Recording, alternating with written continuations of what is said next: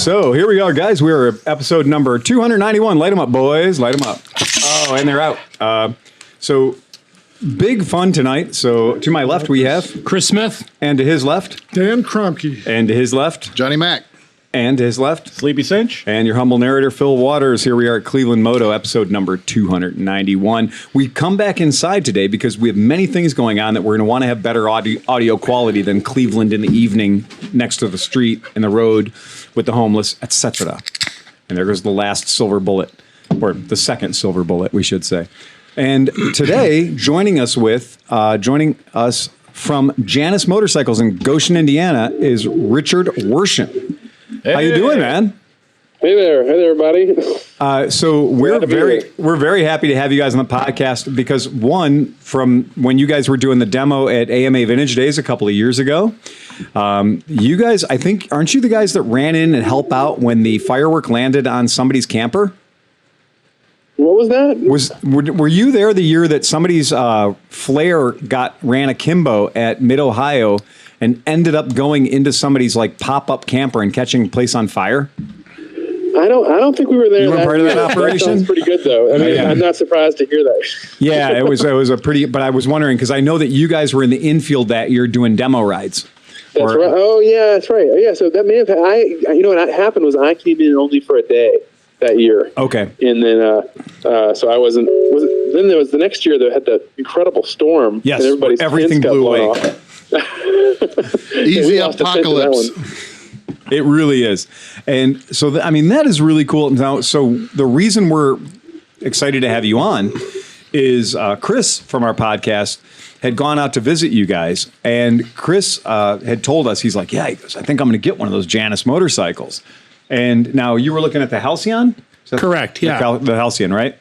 And so just a little bit for our podcast listeners. We've got around 5,000 people a week that listen to our podcast for some strange reason. We don't know why. But the one thing that we haven't beat to death is Janus Motorcycles. And the reason for that is nobody here has one. And we've never had one come into the shop to be serviced or anything. Just because you guys are essentially building a hand-built motorcycle over there, aren't you? That's right. We build everything from the frame to the fuel tanks, fenders, and the parts that we supply, source in, but almost everything has to go through, it's basically from scratch on everything from all the parts that make it a Janus, especially the frame and all the tin work, as they call it, all over the bike, the leather and all that stuff. So you don't have so much of a factory as you have like a workshop where people are building things. Yeah, one way I've thought about it is, if we had a factory that had everything that we do in it, it would probably take up a plant. But instead, we're in a fairly small building in downtown, like right in the heart of Goshen. And, that's where we do the final assembly. But our actual, which is more of a kind of like a workshop than a factory. But then the rest of the suppliers and people that are making the parts are all over this county, which is Elkhart County, Marshall counties, Kosciuszko, and there's just a kind of network of many Amish craftsmen, but also people like, well, we're in New Paris right now, right down from Goshen, and our machinist is here in New Paris, and he does a lot of stuff for the biomedical, field, which is a big thing down in Warsaw, Indiana, a couple of miles to the south. Wow. So, I've always thought about, Elkhart and that whole region. There's so much manufacturing that goes on there for the recreation and power sports industry. And I never thought about the tie-in for Amish craftsmanship, too, because you guys have a lot of really beautiful leather work and stuff on your bikes. Say that one more time. You guys using that Amish craftsmanship, because I noticed on a lot of your bikes, you have a lot of really cool accessories that are very period correct leather work that we wouldn't expect to see on a modern motorcycle, Yeah, absolutely. No, and that's we definitely had an affinity for that as part. We knew that was going to be part of the design for the bikes, but it's these. We go to a Amish harness and saddle maker to make all the leather work, and he makes every single piece of leather that goes on a Halcyon or the battery caps that are on your Phoenix or Griffin It's all made by this guy, Wow. you know, in his barn. That's after he gets back from work from fantastically his other cool. job he does. And that's true of just so many of the accessories we do, like the little add-ons and things. There's just so much story in the material that's being used and the way it's being done. It really captivates people, and we have fun doing it. And I think that's one of those biggest things that when people see your bikes, because it does look like an old board tracker, and because it does look like a 20s era motorcycle, it's because the 50s era motorcycle or 60s era motorcycle might be a tad played out.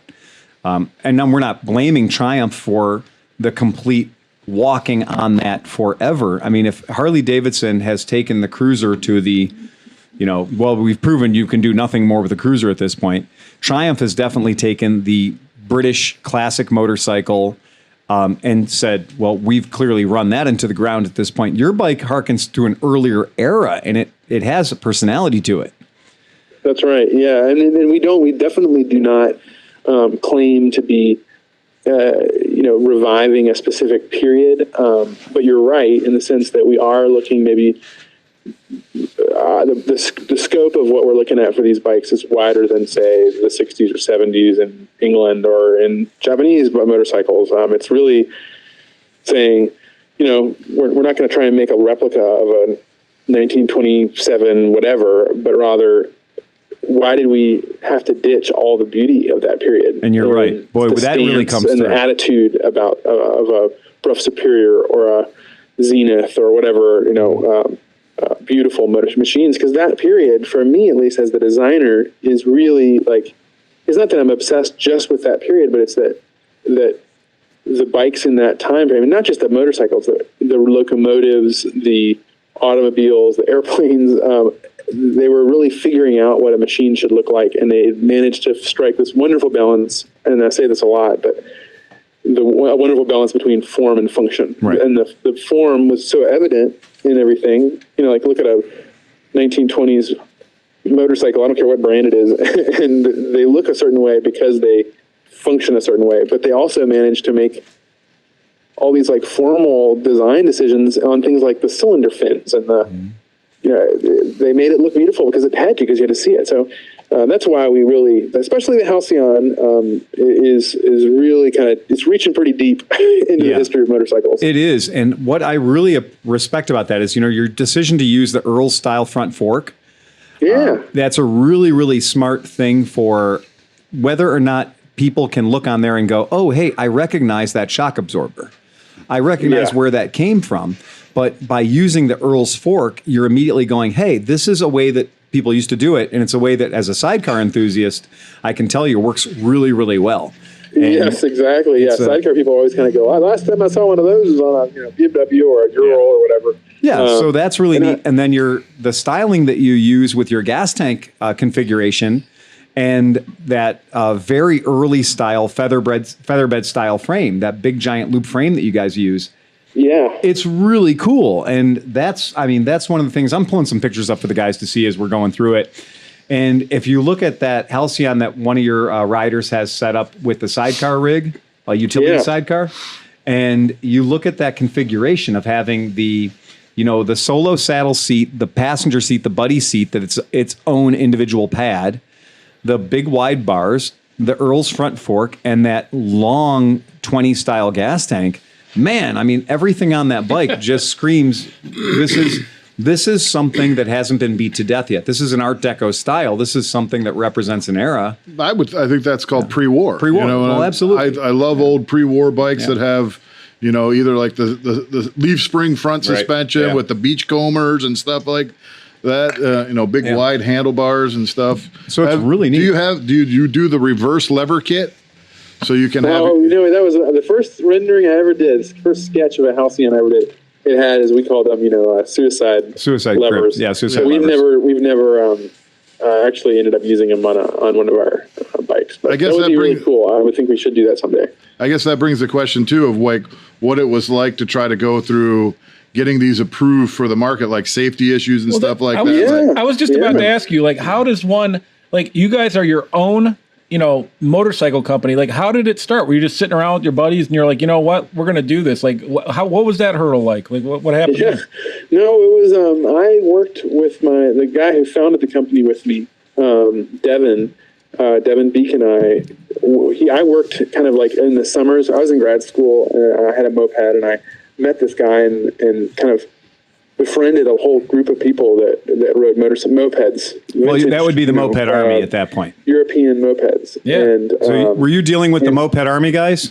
Oh yeah, we were one of the 18 branches. The motion left is the puddle cutters branch. Yeah, and so we've got a lot of friends we were just south of the Decepticons during Kalamazoo, who that's kind of the founding.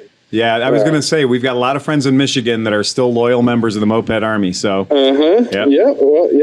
were definitely for many years. I actually met my wife through moped army. Wow, we were both moped riders, and that I guess that's a great segue into more about the story. Like it was that kind of like I really liked lightweight bikes, and they were approachable. My parents, no one in my family rides motorcycles. It was just never something I was interested in.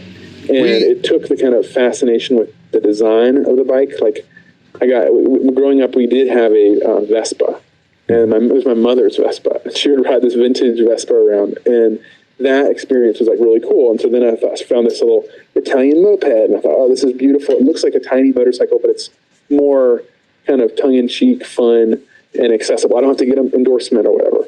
And motorcycles are scary. So anyway, I met Devin through mopeds when I moved up to grad school and worked with him over the summers doing like actual, it sounds crazy, but custom moped builds for clients in Chicago or wherever. And I think he had one or two like really high, like, right below a celebrity customers. It was kind of neat.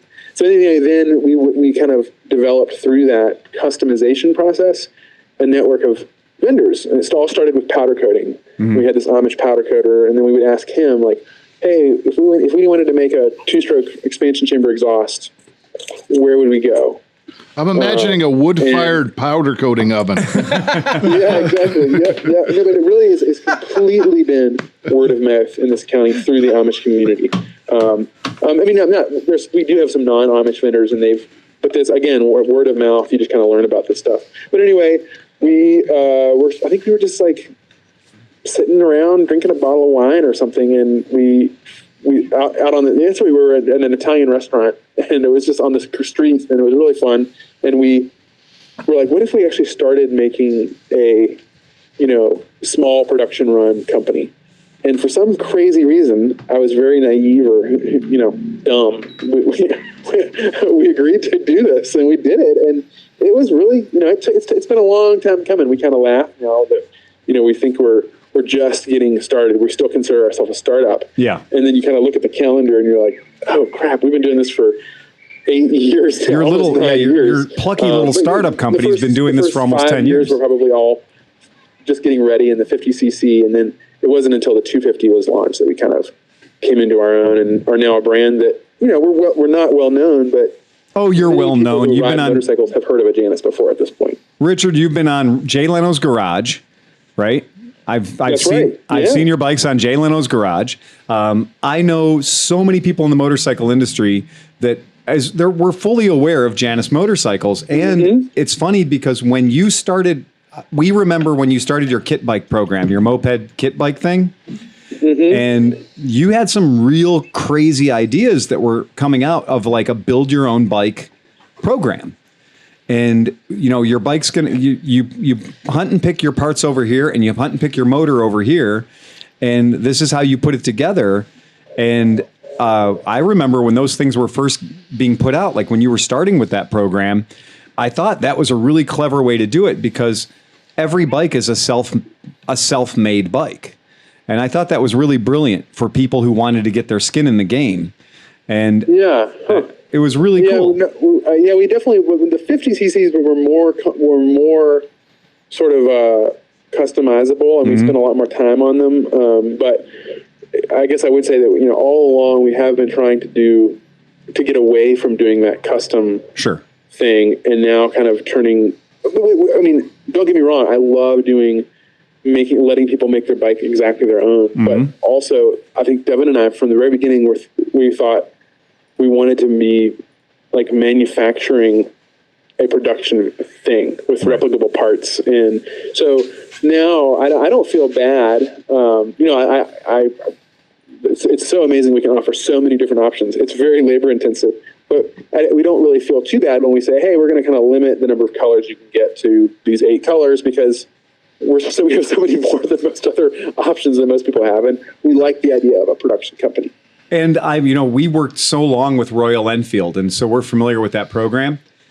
John, is it raining outside? Please say no. I'm checking. Just go out and check it real quick, because I know your Corvette's open. So yeah, we were working with Royal Enfield, and with Royal Enfield, you had your choice sometimes of 1 color, right? Yeah. Sometimes you had your choice of maybe 2, and we find that in our industry, that when you have 6 or 7 or 8, a spray of 6 or 7 or 8 different colors, it can be kind of dodgy. It can be kind of sketchy, because your customers demand that you have all of those in stock at one time, and that really can screw up your production. Yep. I mean, we still, to this day, every piece of fender or tank is made for has a customer's name associated really? with it. Oh, that's great. We're about to get to the point where we can stock like the most common colors. Right. But we still, we've kind of dipped into that every once in a while. We're like, we know they're going to be like at least 5 cream halcyons, so we can put aside a couple of these. But for the most part, they are literally polished up and sent out for that customer with their name on it. Okay. Well, that's amazing. And to do that, and what you're doing is what the British would call a bespoke motorcycle company.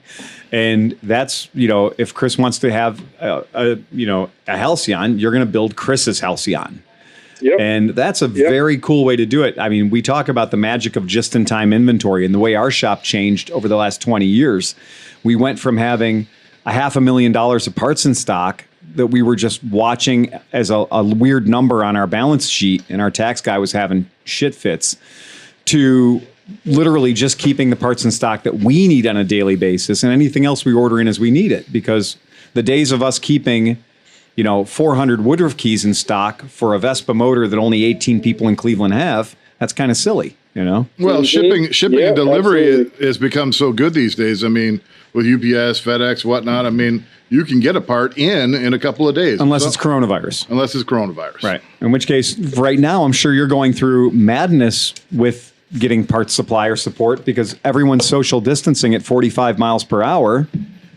Yep. Everybody wants their bike 10 minutes ago. But yeah, we actually felt quite a bit of that early on, but now it's basically just shipping times are insane. It's really and expensive. And that's what people are having a hard time realizing. We used to sell so many accessories online until we realized that shipping a motorcycle windshield from Cleveland to California, is more than the cost of the windshield. So you tell a customer, like, yeah, this windshield's $129, but shipping it is $99. Right. And because the shipping rates for everything changed so dramatically when Amazon came into the fold. So it just changed the way it was for a small company to move a rather odd-sized object from point A to point B. It's cheaper to buy it a seat on a bus. So it's just kooky, man. So I have a question for you. So when you guys were like starting to really put this together, what was the process like to find your power mill? Like how many places did you have to go, or what made you finally decide and be comfortable with the one that you're using? The motor. Which part were you talking about? The motor. The motor, yeah. So that's a wonderful story, and it's the history of that engine is really amazing. But yeah, we were looking all over. We looked at Italian engines. We were looking at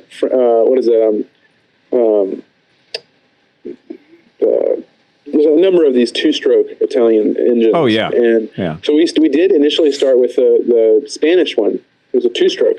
Couldn't get it through EPA. No way. It was just going to be really. We knew it was going to be too difficult, and we wanted to kind of upgrade anyway. We felt like we wasn't quite fast enough, so we started looking for something in that 250cc category. Was like a no-brainer. Right, that's a great intro bike.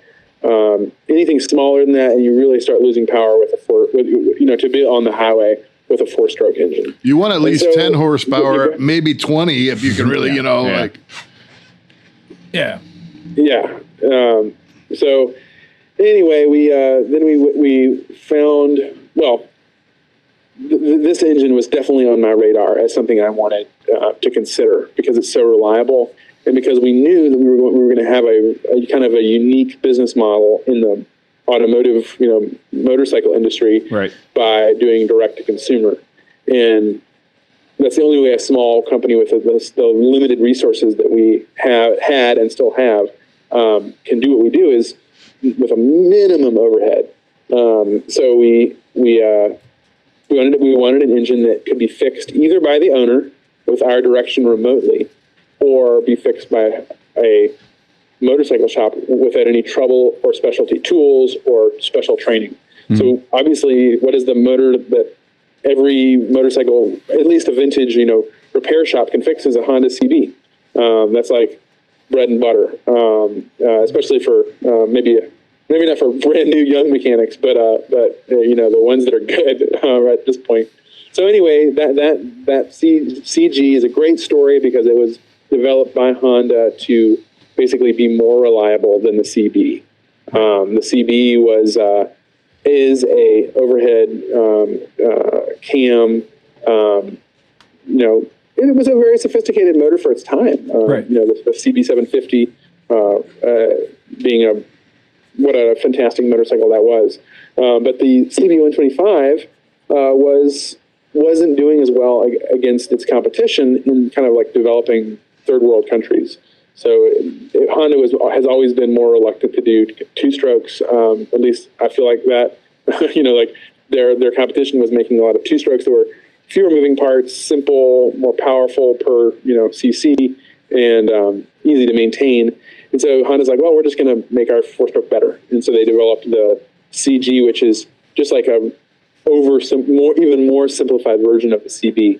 Not as powerful, doesn't have any ability to upgrade or improve performance, really, much to speak of. That's a push rod motor? Say that again? That's a push rod motor, not overhead cam? It's a push rod motor. So yeah, the cam lobe is down on the crankshaft and pushes two real short push rods. And it's adjustable valves, so really simple to you have to do the valves more often, but it takes you like 10 minutes. It is one of those things that that motor, when it was the CG 125, it appears in so many Asian bikes. I mean, it's hard for me to think of an Asian bike that isn't available using some variant of a Leafon or a Honda CG 125 motor. Anywhere on planet Earth except for the United States. There are just millions of them around the world running, and they're doing the kind of riding that we don't really know about over here, which is like it's not leisure riding. It's a valve adjustment on that motor is what, about 4 bolts to take the valve cover off, and it looks with your layout, there's plenty of room to get the valve cover off. And it's plenty. Just a couple tappets that you adjust right there up on the top, or there's just rocker.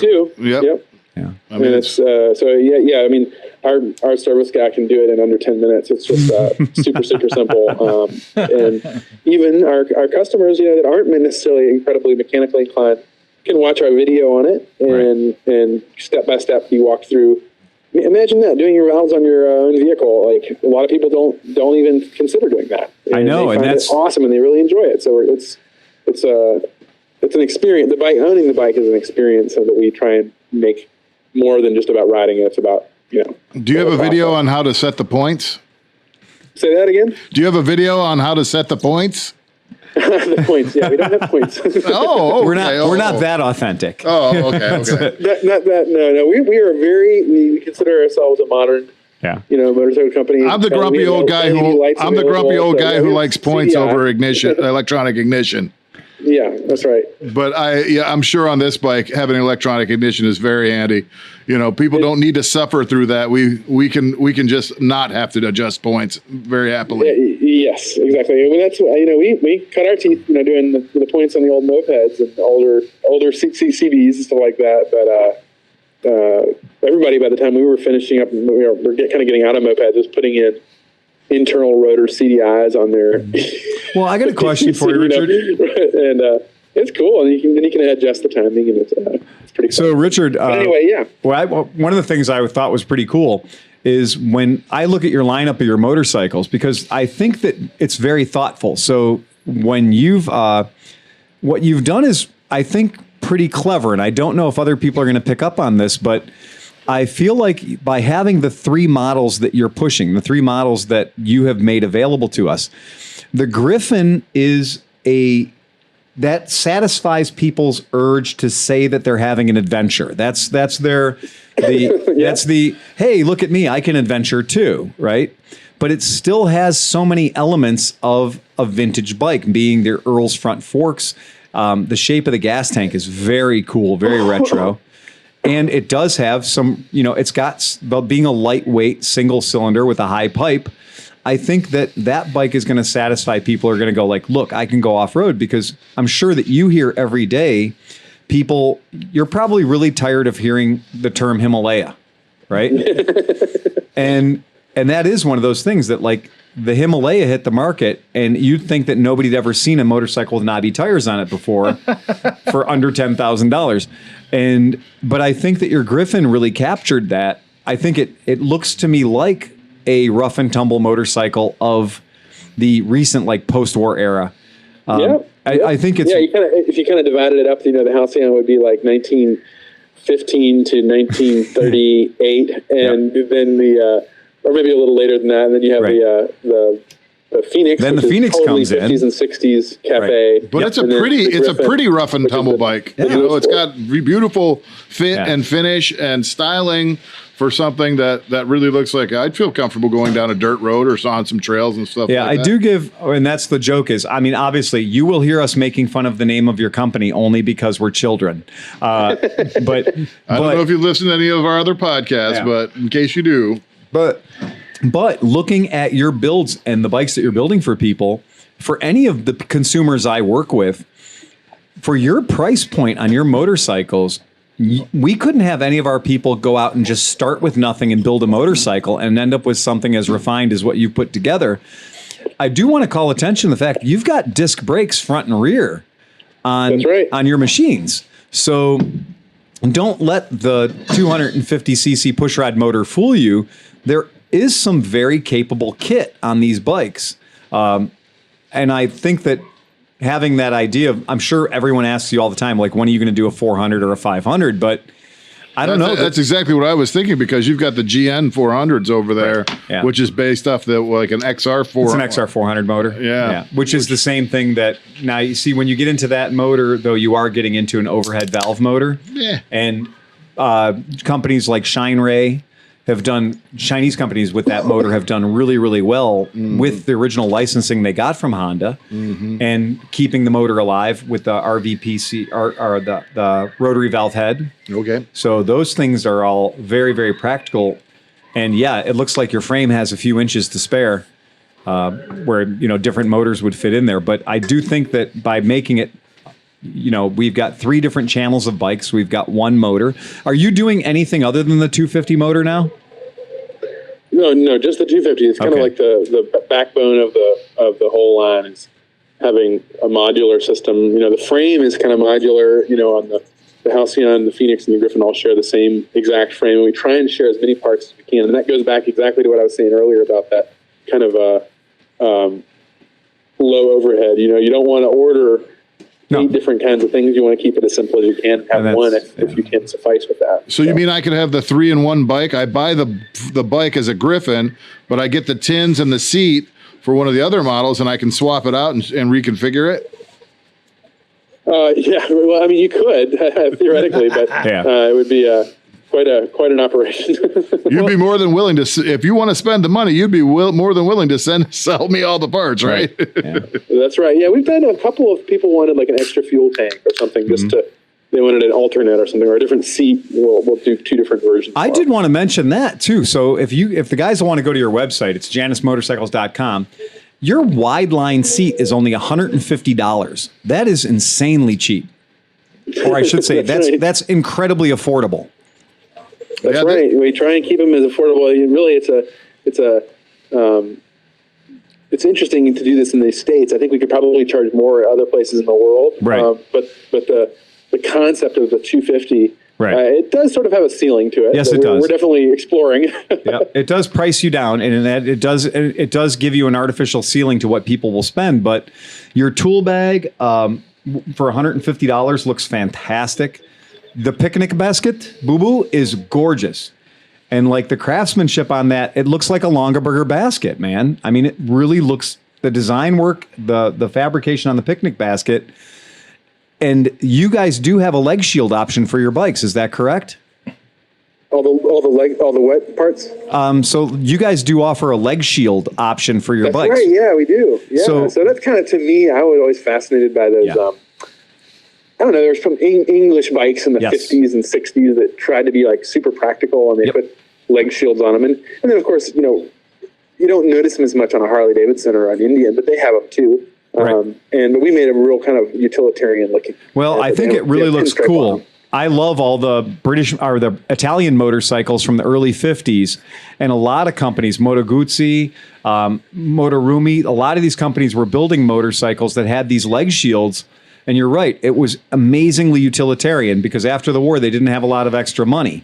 So your bike had to do everything in all weather. And those leg shields, and I think it's just a classic look with the crash bars, the leg shields going over the crash bars, and the picnic basket on the back.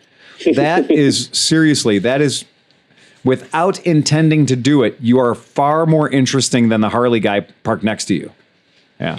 Well, I certainly found that to be the case. Yeah. You would be a good resource for people that want to, add some accessories to their bike to just browse through your accessories, and maybe they could get some really nice leather crafted bags or something that they could put on any bike, Yeah, our adventure bag for the Griffin can fit on any luggage pannier rack, and they're beautiful. And, Martexon is a 100-year-old wax canvas company that we get it from, and the leather is all made by this Amish guy. And I had that question. You said it was Amish tooled leather.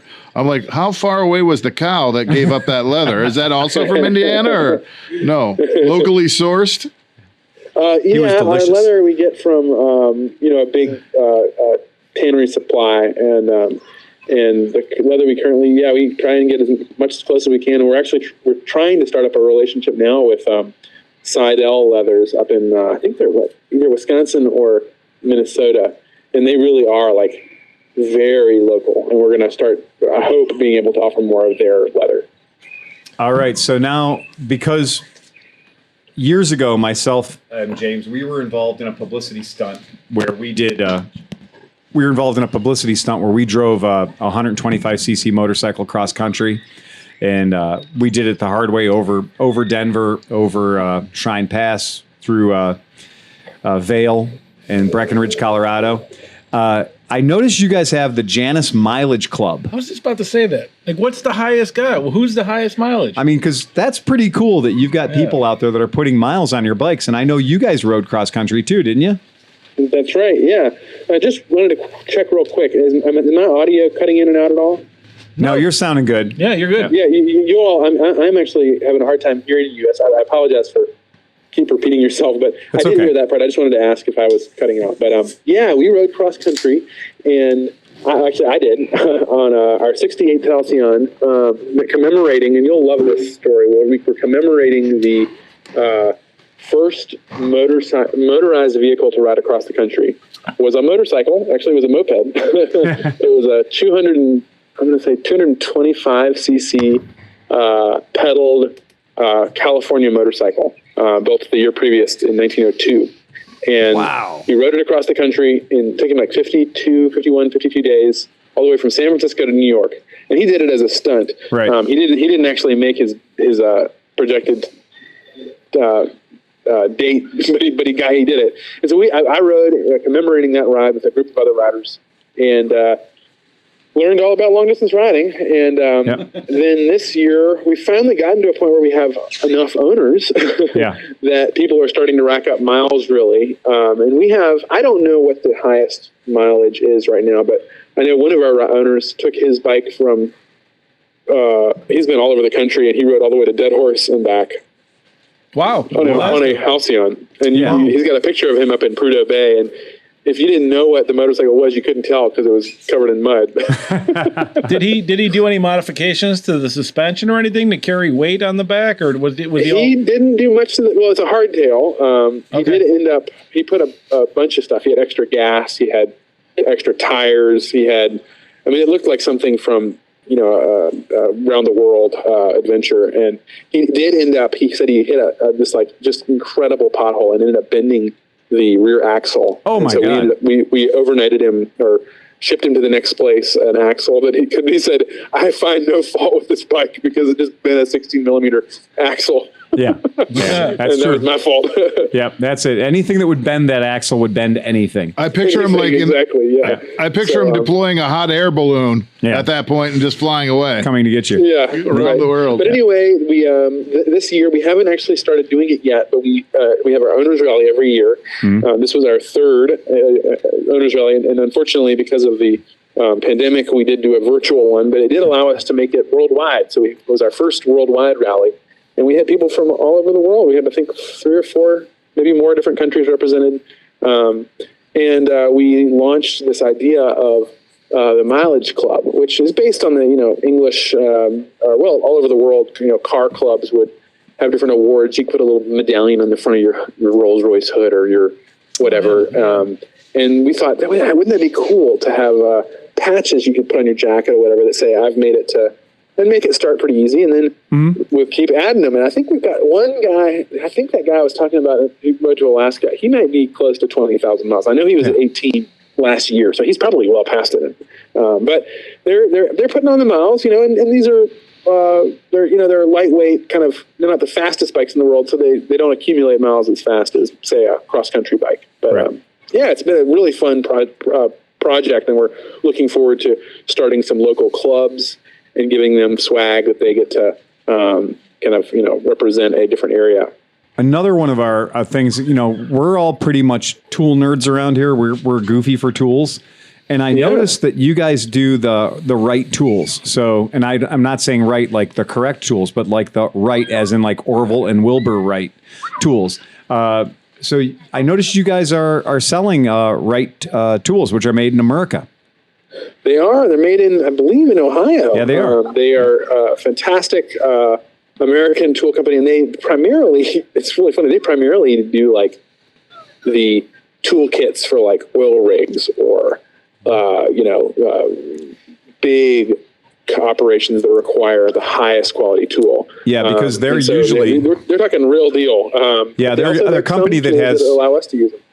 So they're a company that is known for having government contracts where the standards of a socket wrench have to literally survive a nuclear war.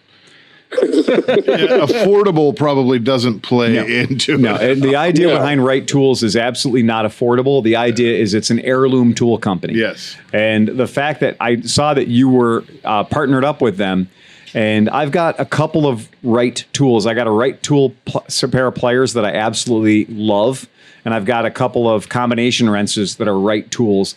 And they do feel like they should cost a fortune because, you can tell they're handmade. It's like surgical quality. Yeah, they're really good. So the fact that I noticed that, that is just another one of the things that speaks to kind of your guys' passion for the motorcycles that you're building. And that's really, really cool. We'd like the bikes to be people, we try and make a product that's going to last a really long time. And, our dream is that, there will be people that, we always joke about it's a barn find Janus in 20, 30, whatever, and with a minimal amount of work, it can start right back up again. It's all metal; it can be fixed, right. or just kept running. And same thing with the tools. The tools that you do use to take care of your bike should be good tools too. Right. And so some people may complain. They're definitely expense doesn't really, or affordability doesn't really factor in that kind of a tool, but it's a good investment. So nobody expects a bike to be perfect. Have you seen any failures on your bikes? And understanding that no bike is perfect and then bikes will tend to fail. We had early on with the 50cc bikes, we had a stress fracture issue that we actually went through the whole recall process. So I had to learn how to do it. We filed the correct paperwork with the NHTSA, and then we went out, and Devin went out to the East Coast, Northeast. I went to the Southeast. I went to the West Coast. And we personally went around and fixed all the bikes. Wow. No, at that point we didn't have a whole lot, but 43 bikes is still a whole lot. That's a lot of traveling. Yeah, that's fantastic. Well, that's so commitment to the. That's how 5-star service is that the owner of the company came out and did your recall for you. Yeah. That's right. Well, it was just the two of us at that point. No, stick with that it was very special that you came out and personally took care of his issue. But since then, we've had, you'll have a small, get a bad batch of parts in, or you'll realize that we had an issue with our batteries, where the batteries, we were using a lithium battery, and they just weren't, something was wrong with the battery. But that's impressive to begin with. So finally, we ended up just moving to a lead acid traditional battery that was more forgiving. And that was a big ordeal to kind of go through that and struggle with all the service calls people were getting. And our goal kind of is we can't introduce a new model every year. No. So we just kind of gradually, every year we're adding improvements. Like this year we just went from a mechanical speedometer, which is beautiful and cool, but they were, vibrating, or, it's a single cylinder motorcycle. So they were kind of getting shaken up and they would be damaged, or it just was not working as well as we wanted it to. And so we ended up going with an Austrian digital speedometer. Oh. Beautiful, beautiful instrument that we got to design the speedometer face. Oh, you did? We did all this research. Grant and I were looking at Rolls-Royce speedometers and airplane speedometer, or, all the different dials and gauges that different instruments had. And then we kind of tried to integrate that all into our design with our new logo on it. That's cool. And they're just way better, and they're definitely more expensive, but we feel like it's that's one of the few places where such a simple bike where there is a kind of like a readout. Mm-hmm. There's no fuel gauge. There's no nothing. And, we don't even have a tachometer. So you want to make it high quality and something that's going to last. Speaking of fuel gauge, what kind of mileage does the bike get on one tank of gas? Yeah, so the EPA gave us 77 miles to the gallon, which is always a little better than what real world. Our owners will get average about 60 miles to the gallon, and some people get more, some people get less. It's all the riding style, but that's about that 60 miles to the gallon range. Okay, cool. And so, what would you say? One of us wants to jump on the bike. We weigh somewhere between 200 and 270 pounds, and we wanted to go for a cruise. What do you think the safe, practical, normal cruising speed is for the bike to have a real good day? Well, I'll tell you what I've done a lot of long distance riding, so 2 saddle sores and a cross country. And what I do is I just open it up and go as fast as it goes. Really? I'm not a small guy. I'm 6'6". Yeah, you're 6'6". Yeah, 250 pounds. Yeah. and I should also mention that they're not cramped because I designed them. No, they're big. Yeah, yeah. I've first Janus I sat on, I was like, holy shit! There's a bike I actually fit on. I'm 6'1", and there's no shortage of space on it. It's got plenty of room. It's cut for an American. You want to know where the rev limiter is? It's the guy sitting on it. Yeah. Because I'm about 6'2", 300 pounds. Yeah. So any bike I'm on, if it's in 5th gear or wide open, it's not going to go. Yeah. It's not going to go past red line with me on it. Absolutely true. I mean, that's fantastic. So you can, I think what's comfortable for most people, I was doing it. You're doing a saddle sore 1000. You're trying to just eat the miles up, but comfortable speed, I would be probably doing 60, 65 as much as I could, depending on a lighter rider could do 70 on our bikes.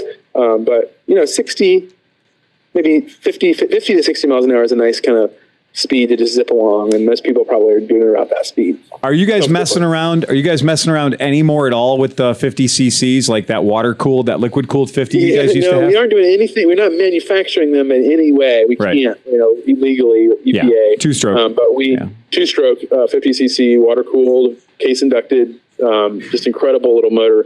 That thing would do 55 out of like stock. Yeah, we did have an expansion chamber on that stock. That little 50 cc, that little liquid cooled 50 cc motor that you guys were using is an absolute ripper. It's amazing, and that's the thing is like nobody kind of that is a dark horse little motor, but that thing's 12, 13, 14,000 RPM is just getting started. So such a kooky little motor. And that's one of those, that's that high watermark for like moped nerds is just that little liquid cooled motor. And I was, when you guys kind of first rolled out that Halcyon 50, that Halcyon 50 Deluxe, everyone's like, oh yeah, man, I'm not going to touch it though, cause it's a 50cc. I'm like, I've ridden the Honda Dream 50s where it was a 10-speed transmission and a Honda built, dual overhead cam 50cc motor that would run 55 miles an hour with my fat ass on it. And so a well-tuned 50 is always fun. I mean, it's always a joy, but I was like, but the production cost on those is so high because if one little thing isn't right, it's just going to destroy itself. Yep. They're beautiful and very reliable, but they are. It's a little two-stroke, Yeah, and they're not cheap. It's not like when people are like, "Oh, it's 49 cc's. It's got to be cheap." I'm like, "No, it's not cheap. That motor is an expensive little motor." Yeah, that was made by Derby. Derby of probably, I mean, you could argue one of the most famous two-stroke manufacturers in the world, along with. What was it? Derby, Minarelli. You had the Minarellis were great. Really the Derbys well-known ones. Fantastic. So super cool. I mean, we just kind of dig that. I mean, when I was doing the Lake Erie Loop, we would do a 650-mile ride around Lake Erie, and one of the guys was riding a Derby, the sport bike, and I don't know what the designation was, but it was the 50, and he had he put a 70cc kit on it, and that thing screamed. Yeah. I mean, he had no problem. That's the same motor. That's the same motor that was in our bike. Right? Yeah, same motor. And so now, are you guys, I like the idea, and now I know this is going to sound weird because I'm a motorcycle dealership, but I hate the dealer model. And so I actually like direct to consumer. I love direct to consumer. I think that the only thing a motorcycle dealership should be is literally a fulfillment center where you have authorized this fulfillment center to prep your bikes for you and represent them mechanically at a distance. Because the dealer model is an archaic thing that I think is broken and needs to be gotten rid of. Because it's funny you say that because we were just talking about essentially that same model today. Yeah, I'm sure it's tough. Having them be a kind of representative that fulfills the customer's order. Yeah, in my idea of a perfect society, I would have a building and it'd be a 10,000 square foot building. And in that building, I would essentially be leasing space to Triumph to have their bike theirs and Moto Guzzi to have their bikes there. And all the different brands would lease space in my building to have their bikes there. And then they would pay to train my staff to represent their bikes correctly. And then we would get this perfect experience where the customer that comes in, if they want to talk about a Moto Guzzi or a Triumph or a Janus or whatever, they're going to get the best possible representation. And it would be on Janus to make their 800 square feet look like what they wanted it to look like. And it would be on Triumph to make their 1,200 square feet look like what they wanted it to look like. And basically the manufacturers would be saying, okay, we're going to be leasing this space and leasing these representatives so that we don't have to have a dealer network, which can be maddening. I mean, a dealer network is really a difficult thing to work with. Yeah, and it's just expensive. It's very expensive. And a lot of these little companies, I think, the motorcycle world is so much smaller than the automobile, and so much of it runs on a shoestring budget. Yeah. I mean, if we said at our dealership, if I was like, I love the product, I think it's great, I think I really can make something happen with Janus, I'm going to bet you I could sell 5 bikes a year. And you're like, oh my God, I cannot go through the expense of getting this dealer registered in this state and setting them up and maintaining them to sell 5 units. When I would sell those exact same 5 bikes using my website, the dealer gives me nothing, but meanwhile, the dealer has to be given a margin. The dealer has to be supported. And you relinquish so much of your control of the quality of the experience when you add a dealer to the situation. Yep. So I totally respect your position. And I think that like Tesla and like a lot of other things, in your case, which is a cottage or bespoke motorcycle company, I do think keeping it, I tell my friends all the time, stay small, keep it all. And that's, I think, is best for your product. I really do. If somebody came in and said, can I get you a Janus? I would just immediately give them your website. So yeah, there's a guy who's really good. Please do. Yeah, there's a guy who's really good at getting you a Janus. He's the guy who created it. So yeah, he's good. So I have a question. How many motorcycles did you sell in 2019? We sold just about 200. Yeah, 200 bikes. So still really small, but if you think about, we probably only sold a little. I don't actually know what that number. 500 something at this point. Right. Most of that's been in the last 2.5, 3 years. And so when you sell 200 bikes, that's 200 more bikes out in the world. That at that point we were essentially like, almost doubling our number of bikes. Absolutely. And it's just incredible. Every time you do that, more people see them, more people kind of become aware of the brand. Also, you get more, maintenance and service questions, but it's pretty amazing. So do you guys have anything on the cookbook? Are you drawing something up? You got something coming in the next year or two? Like what's the inside or sneaky tip? The sneaky tip right now is just that we're really trying to increase production. That's our main goal, which, if you don't do a whole lot of these, it really, if we're not producing 5, 6, 7 bikes a week, selling, building, invoicing, painting, all the different processes going through, everything kind of slows down real quick. Right. So our goal is going to be really smoothing our lead times out, getting more bikes out there faster, and it's a real challenge scaling up. I mean, we went from 5 to 6 bikes a week in June. Wow. And 20% increase. That's incredible. That's just it was a long time coming. Yeah. But you have to do everything has to start, like we kind of started in December saying, okay, purchasing has to start increasing. Right. And we have to start working with our vendors so that they can make sure that they can keep up with us. And we're still struggling with that. But it's just one bike a week. People now, and it's a real balancing act, but it's really hard. And so that's kind of like our main focus is just going to be, at least for the time being, strengthening our ability to deliver more bikes that are up to our quality standards. Right. Hey, Richard, this is Chris Smith. I just wanted to, two things. I was able to see recently a Halcyon in Wheeling, West Virginia.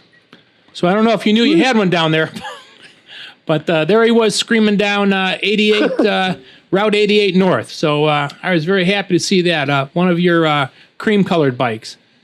That's wonderful. Wonderful to hear. Yeah, West Virginia was one of the last states we didn't have. There you go. And then the second thing is, Richard, I've been trying to talk Grant into letting us bring one of your bikes over for the DGR this year if it happens. Yeah. Well, that sounds like a great idea. And I will tell you guys, I will give you guys the scoop, or I'll give you the skinny on the DGR. So the DGR this year, according to DGR Powers That Be in Australia, is going to be a choose your own adventure kind of thing. We're not going to have the mass gatherings that the DGR is so well known for. And what they're recommending to us is they're saying, go ahead and, we can establish a route like we have done in the past, but we're going to eliminate the giant gathering, the breakfast, the three martini breakfast or the 3 Bloody Mary breakfast is going to go away. And it's going to be more of this is the route. We're still doing it. They're still encouraging people to get their sponsors and get their people to make their donations for them. But it's still going to be dress up. It's still going to be the same event. And the date is going to be the same. But what they're going to do is they're going to try to eliminate that massive gathering pre and the massive gathering post. But I think there will still be kind of hey guys, this is where the route's going, and there'll be random gathering spots along the way. Well, and it does work because me and Dan did that the long one ride 2 weeks ago, and so they had a meeting point in the morning, right? But they had people there making sure people social distanced and did their things, and if you went inside to get a coffee, you had to wear a mask and all that, and it was great. I never felt like anybody was breathing on me or anything. And then once you're on your bikes, you kind of divide up into a couple different groups, but you're on your bikes, you're separated, you're riding. That's exactly it. Was a great day. Even though we weren't shaking hands and high-fiving, we were still riding and having a great day. And it's going to be the same. It's the Sunday, the 27th of September, the way it traditionally is. You can go to gentlemansride.com to get registered, get yourself signed up. We're still going to happen. It's still going to do it. It's going to be the same thing it is. It's just going to look different this year. Here's a question for you. So in March, I know Indiana and Michigan and Ohio and all of our states, in March and April, we thought we were going to be locked down and closed. And what happened instead is people got stimulus checks and went out and bought jet skis and boats and campers and motorcycles and bicycles and kayaks. And all of the places that sell those things ran out of them. The demand was much higher than the supply. And on top of that, a lot of the countries and a lot of the states that make the things that we put into these motorcycles were on absolute lockdown at these factories. So the factory in China that might make, a part for this or that factory was closed for 60 some days. Now we got this perfect storm. We have demand like we've never seen before, but we have a massive problem with our supply chain. If you are missing one motorcycle or one part, if you're missing a crankshaft, you build 0 motorcycles because you can't build one motorcycle without a crankshaft. And we've seen that with our problem where we've got probably right now 18 to 20 people who have paid for bikes and are waiting for them. And yeah, it's like 2008 all over again when the gas was $5 a gallon. People were waiting 6 weeks to get a 125cc bike. I'm sure you're experiencing that too, right? Oh, absolutely. It's crazy. We were selling bikes like no tomorrow. We are, and then on top of that, you have the fact that we were shut down. Right. We were shut down for 6 weeks, and so our lead time went from where we like it, which is 4 to 6 weeks, to 12 to 15. Wow. And it was. We're actually, because that's one of the reasons scaling up happened right at the right times. Mm-hmm. We're actually down now to, I think right at this point we're like 8 to 10.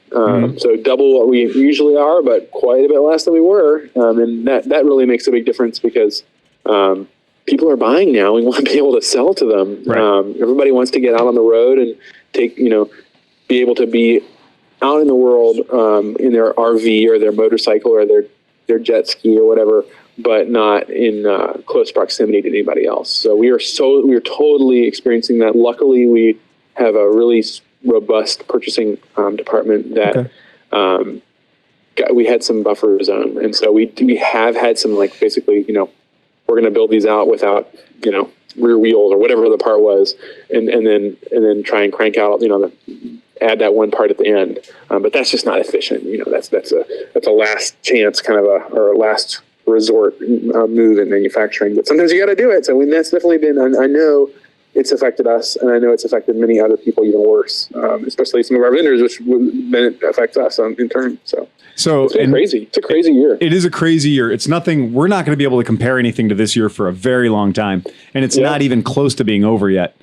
So other question, Richard, on a purely selfish note, how did you like Baja when you guys did Baja on your on the Griffin? Oh, well, I can't speak to that because I didn't get to go on that. You didn't. So that was Devin and Jordan. Devin and Jordan did that. A blast. Yeah. Okay. That's just one of those things. If I could do anything for any of my friends, I would like to transport them to Tecate or transport them to San Diego and just go on a week-long or 2-week-long, because the Baja Peninsula is exactly what you make of it. It can either be riding fast and being terrified, or going slow and eating like a king. And plus, I'll take the latter. Yeah, and you're like, okay, well, that looks like a good place to swim. It's 3,000, 4,000 miles of good places to swim. It's the whole peninsula. It's surrounded by. We were really good lucky on that trip because we had Joe Burke from what is it, Exhaust Notes? Yeah, Exhaust Notes. He's a West Coast old fellow. He writes about guns, motorcycles, and other cool things, and he does he's a Baja he's a Baja dude. He's a Baja original, and so he'll tell you the best places to eat. He'll tell you the good bars to go to. And so we got the special treatment. Yeah, we got all the ins. Super cool. So that's one of those things too. For us, we just love that. Well, I got to say thank you so much for coming on the podcast with us. Yeah, absolutely. It's been really a pleasure good talking with y'all. Yeah, and it's because we were kind of looking forward to seeing you at Mid-Ohio, but that didn't happen. Oh man, I missed that. We all do. Looking forward to being there too. Yeah, and probably saved 15 pounds around my waist and a quarter of my liver. Yeah, by not going to Mid-Ohio, and a serious injury. Yeah, That's what I was going to say. And a really serious injury. usually come back with at least one scar. Yeah, one scar. Yeah, A year. and you know what? My kickstarting leg hurts for like 3 months. Yeah, Steve, not all of us wreck 8 times in one day. I'm sorry. Yeah, that is you did kind of set the bar pretty high for crashes in a quarter mile. Well, you also set the bar at setting yourself on fire every year. We so, do. Yeah, we do try to make sure there's always fire. Yeah. So that's good. I'm very interested to hear about how this Janus rally goes. I mean, are there burnout pits?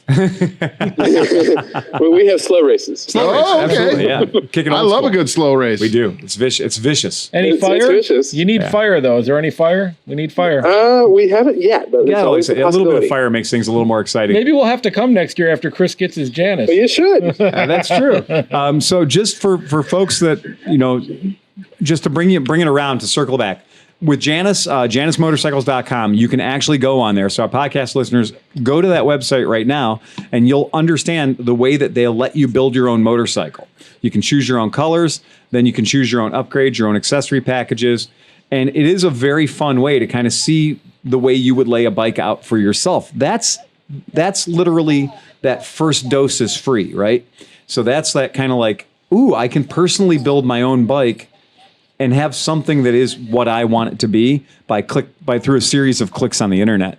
And I think that everyone should do that if you're interested in the idea of having a motorcycle, an arrow in your quiver that's not like everything else you see on the street. Well, I mean, they're talking building 200 a year. I mean, you're going to have 500 total. So you're already going to have a 1 out of 500 motorcycle to begin with. It's a collector bike the day you buy it. Yeah, the exclusivity of it is super cool. But more importantly, you're going to meet people. People are going to ask you about it. It's going to be a very, very interesting bike for people to ask you about. It's going to be something that... And here's the thing. So now hearing you speak and being here, we know that you guys know a lot about motorcycles. Like you've put your heart and soul into this and do things. We have a company around that doesn't need a name mentioned or anything, but they're not that at all. They sell smaller bikes, and they are the opposite of what you guys are. And it's refreshing to hear that a smaller bike company is actually that involved with their product. It's cool. Yeah, and I like that. And if I were to set one of these up, I'd be the guy that would be like, how much leather can we put on there? If you want to think like death by brown seat, it's going to be. You can send me all day long because I'm going to be. But also, hey, kudos, because like with the seats and everything, obviously as you've seen on Craigslist and everybody else has seen. Most guys get cafe racers wrong or brown seats or small seats wrong. Right. You guys didn't. They look good. They look like they're supposed to be on the bike, not just cut down and horrible. I want to see the Janus that goes to the Amish chrome plater, where it is an all chrome Janus. Every single thing. Oh boy. The frame. Oh boy. Every piece of the bike is all chrome. No, that's way too vulgar, man. That's the Amish don't do vulgar. Yeah. I don't know about that. Okay, if you say so. Yeah, give me a nice cream colored one with a nice British racing green inset on the gas tank. That's the way I'd be. Hey, Richard, Chris Smith, do you have any questions for us about the podcast or what we're doing on this side? Oh, not off the top of my head. It's just been fun talking with y'all, and it's fun. It sounds like you all are definitely fans of small bikes, so we really appreciate you all featuring us again, and it's been a pleasure. Great. We'll make sure you get a link. Chris, can you send them some links to the podcast when they're done? Sure. Ready to go? Yeah. All right. Ride fast and take chances, Richard. Thank you. Thanks, buddy. Thank you so much. Goodbye. Good talking to you. Thanks, man. Do a mini bump. Yeah, a little out for Richard. A little out for Richard. Richard's zone out. Now, I hit up Grumpy Sewer Guy. Yeah, you did. And I said we have all the utensils to get him on, but I think he's already like 17 beers in his night because he hasn't responded. Yeah, he's on vacation, so you can only imagine what that means. I can't even. No, he's going to be in a constant state of wobbly. He's just going to be wobbly. Yeah. Well, that was pretty cool, man. It was very cool. And this is a guy that, like I said, we've poked fun at Jay Anus for a long time. And it's just because of you take the J off and you're left with anus. Well, and again, what the one thing we didn't ask him was? What? What's the name? Justify the name. Yeah, right. Right. Yeah. So I'm sure he gets that question all the damn time. And I'm sure it's out there. Yeah. It's the Roman. It's a Roman, right. But at the end of the motorcycles? Travel, at the end of the day, it's really cool to find out that the guys are versed in their bikes. They really he's the designer, so he has the passion and he put it into it, and he has the background and knowledge. It wasn't just something that they drew on a napkin and said, yeah, let's make this. Well, I like it, let's concede that the motor is from China. Right. But it sounds like a lot of the rest of the bike is made right out there in Indiana. Yeah. Well, I would like to tell you that he's a gentleman because we pronounced it wrong 15 times. And he didn't say anything. So it is Janus. Janus. Yeah. So It's not Janus? Look up. We got graphic training aids. So graphic training aids, Janus, Roman mythology, in ancient Roman religion and myth, Janus, Latin, Janus. Janus, yes. Yep. Is the god of beginnings, gates, transitions, time, duality, doorways, passages, frames, and endings. He is usually depicted as having two faces since he looks to the future and to the past. And I think that's a good way to describe the company is they look to the future and to the past. I like that. That totally I like that makes coin. sense. Like that coin with the two faces. Like that should be a medallion on the top of the tank. There or you go. something like that. And their logo is two J's, one to the forward, One to the back. Yeah. So the two together form a motorcycle, or That's a noun true. for a motorcycle. Yeah. Sweet. That was Very cool. Yeah, that's neat. So we got to love that. Nothing wrong with that. Thank you, Chris Smith, for setting that up. We do Yeah. appreciate that. That was super I didn't cool. know Chris had that kind of pool. I know, know, look at right? that guy. To get the leader of a company, a motorcycle company. Are we doing it again? Yep. Do we got your joke book, Chris? You know what Chris did to get that set up? What do you do? I placed a call. One Hey. phone call. That's Hey, it. you guys want to be on a podcast? It's okay. And Sounds so, great. We'll do it. It was about 3 weeks ago, but yeah. Yeah. And he's a real good guy because one, he's in the Midwest, and he's a great guy because he started something based on a dream. He started something based on, I want to do this. And you got to love that just because instead of going out and saying, okay, I'm going to grab, that Chinese product that I'm pointing at, and I'm going to put my brand on it. I'm going to do some badge engineering. Yep. And I'm going to call it the Monkey Dick 150.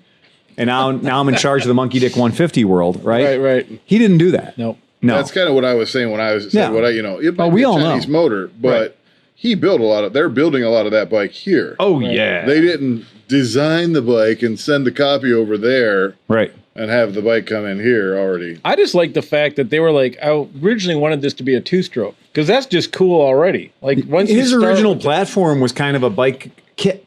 Yeah. So, that you'd get a motor and you'd get a frame and you'd get yeah. all the things and you'd put it together. And so it was self-assembled. Right. So he doesn't have any of the burden of title or DOT or 6 an different HTSA. packages. You could ship Exactly. it cheaper. Yeah. And so that idea is just like, well, then none of the responsibility for lawsuits and shit falls on him. Right. Because you guys got to keep in mind, I know sometimes we get too deep into the inside baseball shit here, but if you're a motorcycle manufacturer and Timmy falls off your bike because your boy. foot peg broke, Karen's giving you a call. you're going to get a call from Karen's attorney and the line of attorneys behind her. And it even extends to accessories to the point that some of the seat manufacturers have had people sue them because they said that they fell off the bike because of the seat. I'm going to tell you that there's a reason when you open the fucking helmet storage area on a Vespa scooter, there's a sticker that says no pets.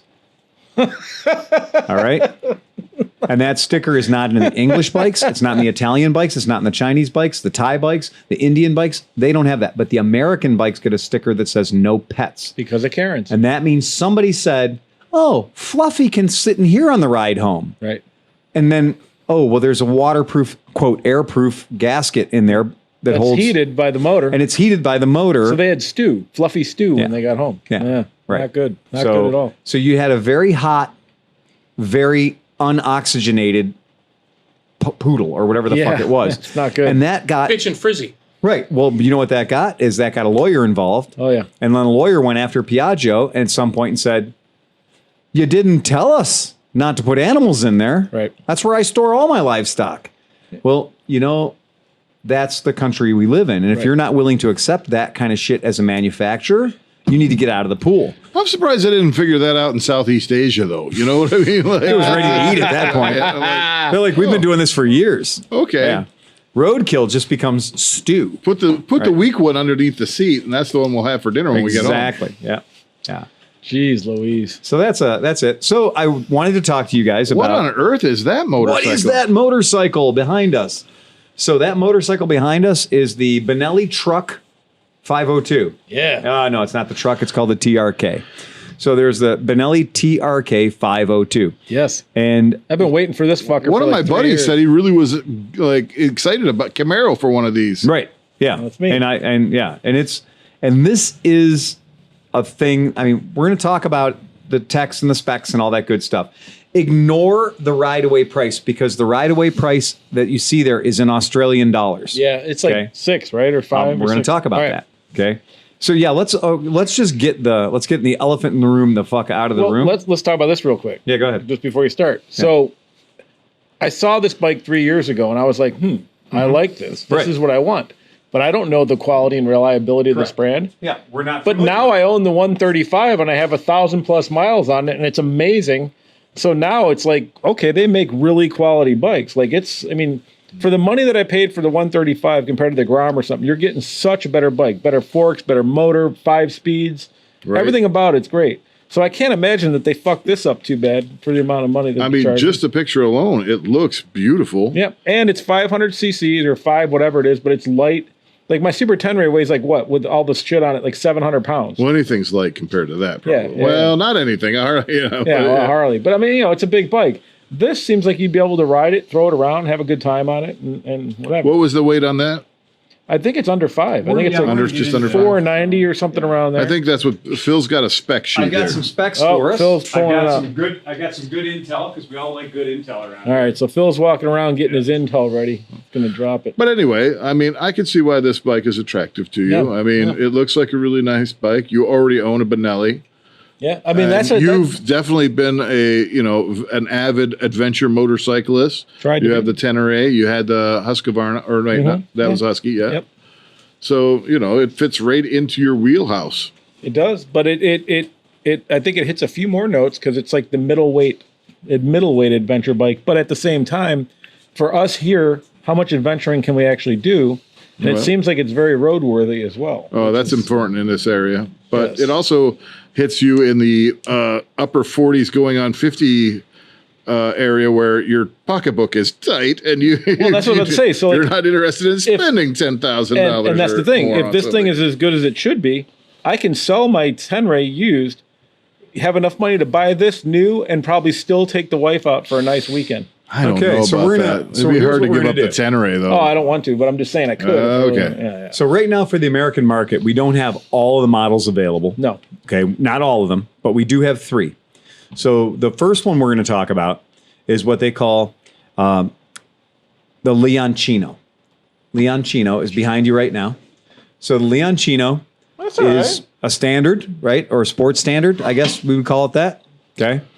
And this is That's in competition with the Vitsmillen or whatever. What is the Smart Pillion. Smart Pillion? Yeah. The Vert Pillion. Yeah. The Borsdi Vert Pillion. Borsdi Vert Pillion. So that's their first bike that we're going to talk about tonight. It's back. It almost looks a little bit like the new, what is Ascot. it? The Honda Rebel.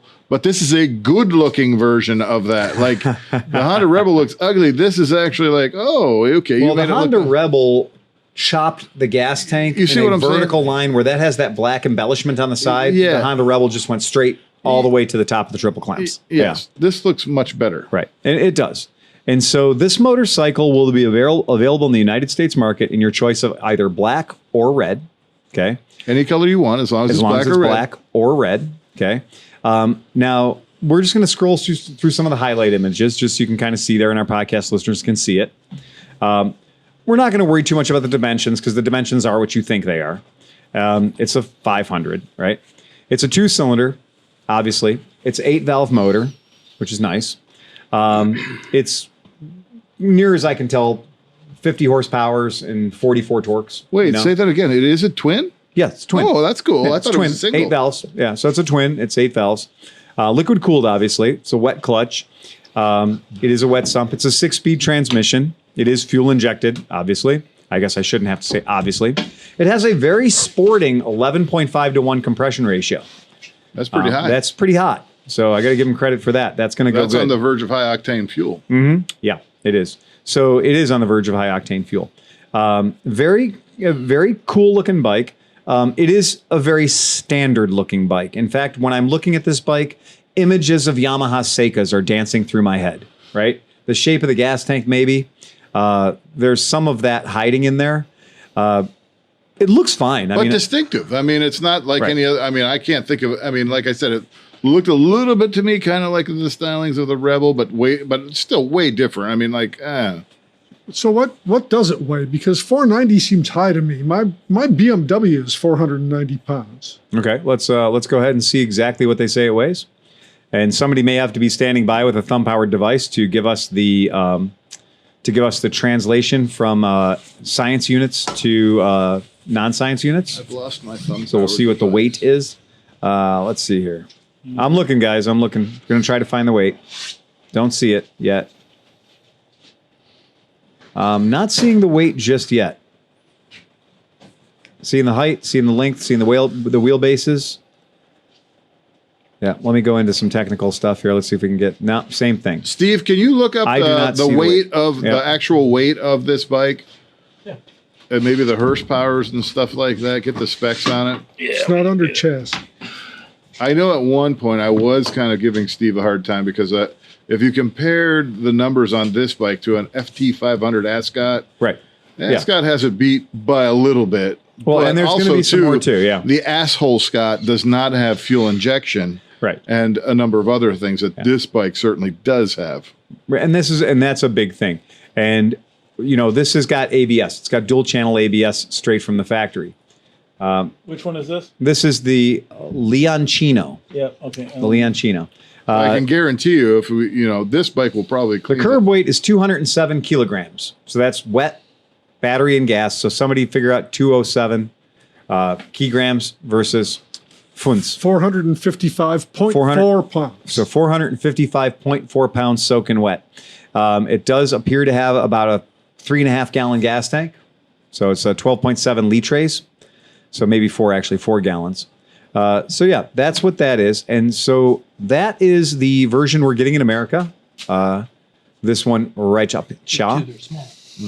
And one thing that I do want to call out, this bike is shipping to dealers right now. We're able to put this order in immedioso. That was going to be my question. You said these 3 models are available in America, but how many can you get them?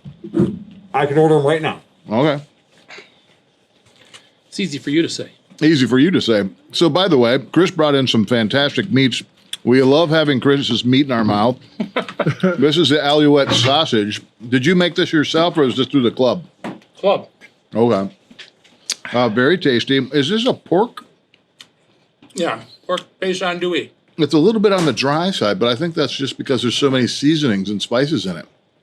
Very delicious. Goes good with a cheap beer. But thank you, Chris Smith. And there's some to take home if you'd like. Now, what else did you bring? You said something about deer burgers? Deer burgers. So we made some deer sausage, and then I smashed them into burgers. And so it's a deer sausage burger. Yeah. Because a regular deer burger would kind of be like, deer is such a lean meat.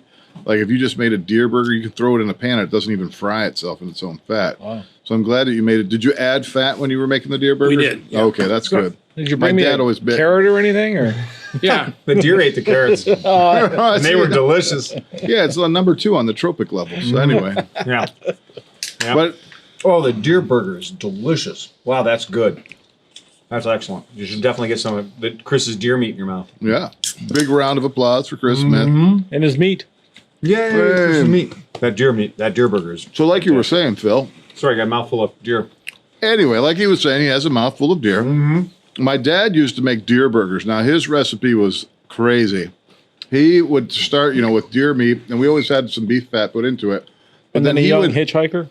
No, his secret recipe, for whatever reason, I don't know what, was frosted flakes. What? Yeah. So he would take the meat and he would take as a binder? He would make it more like add an egg. He'd make it almost more like a meatloaf. Wow. And he put frosted flakes in it. With the sugar and everything. Yep. And then he would add so he'd fry them in a pan with onions and then add barbecue sauce to them. So they were like sweet barbecued frosted flake fucking deer burgers. Wow. How good was that? At the time, they were fucking. It was fantastic. I thought it was very tasty, but we were one of those families. We had 3 boys, a freezer full of deer, So if you were eating spaghetti, guess what that meat was? It was deer meat. Yeah. Deer burger. We had the same thing when we used to do a lot of hunting. All of our meat, we had we had the deep freeze and then we had the upright. And so that was our job, was to fill that. So every hunting season, we'd have to go out and fill the deep freeze and the upright.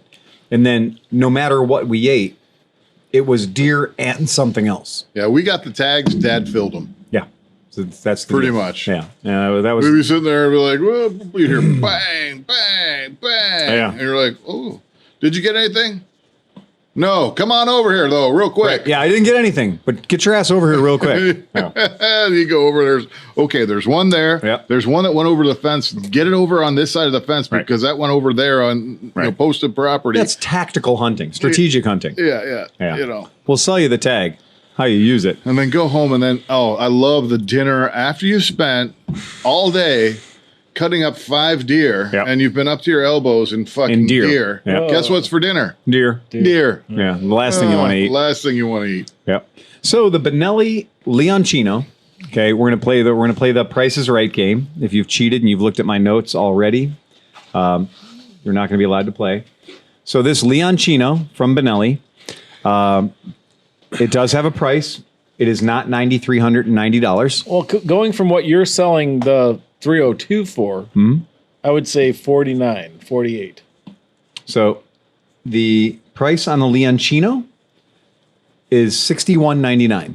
Okay, so extra CCs, extra money. Yep.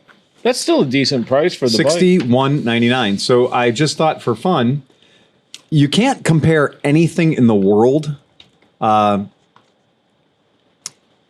unless you compare it to a Honda, right? Sure. So I'm going to say that I feel like the Honda CB 500X is probably a decent analog. That's the current Honda, right? Well, yeah, they have the 500X.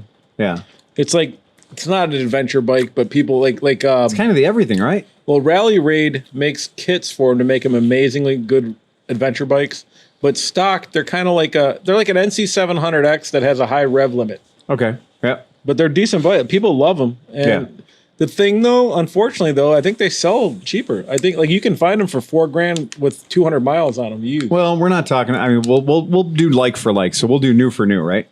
So we'll do new for new, and if we do the Honda new, we'll go and pull that up in a comparing screen. The Honda new for new is $66.99.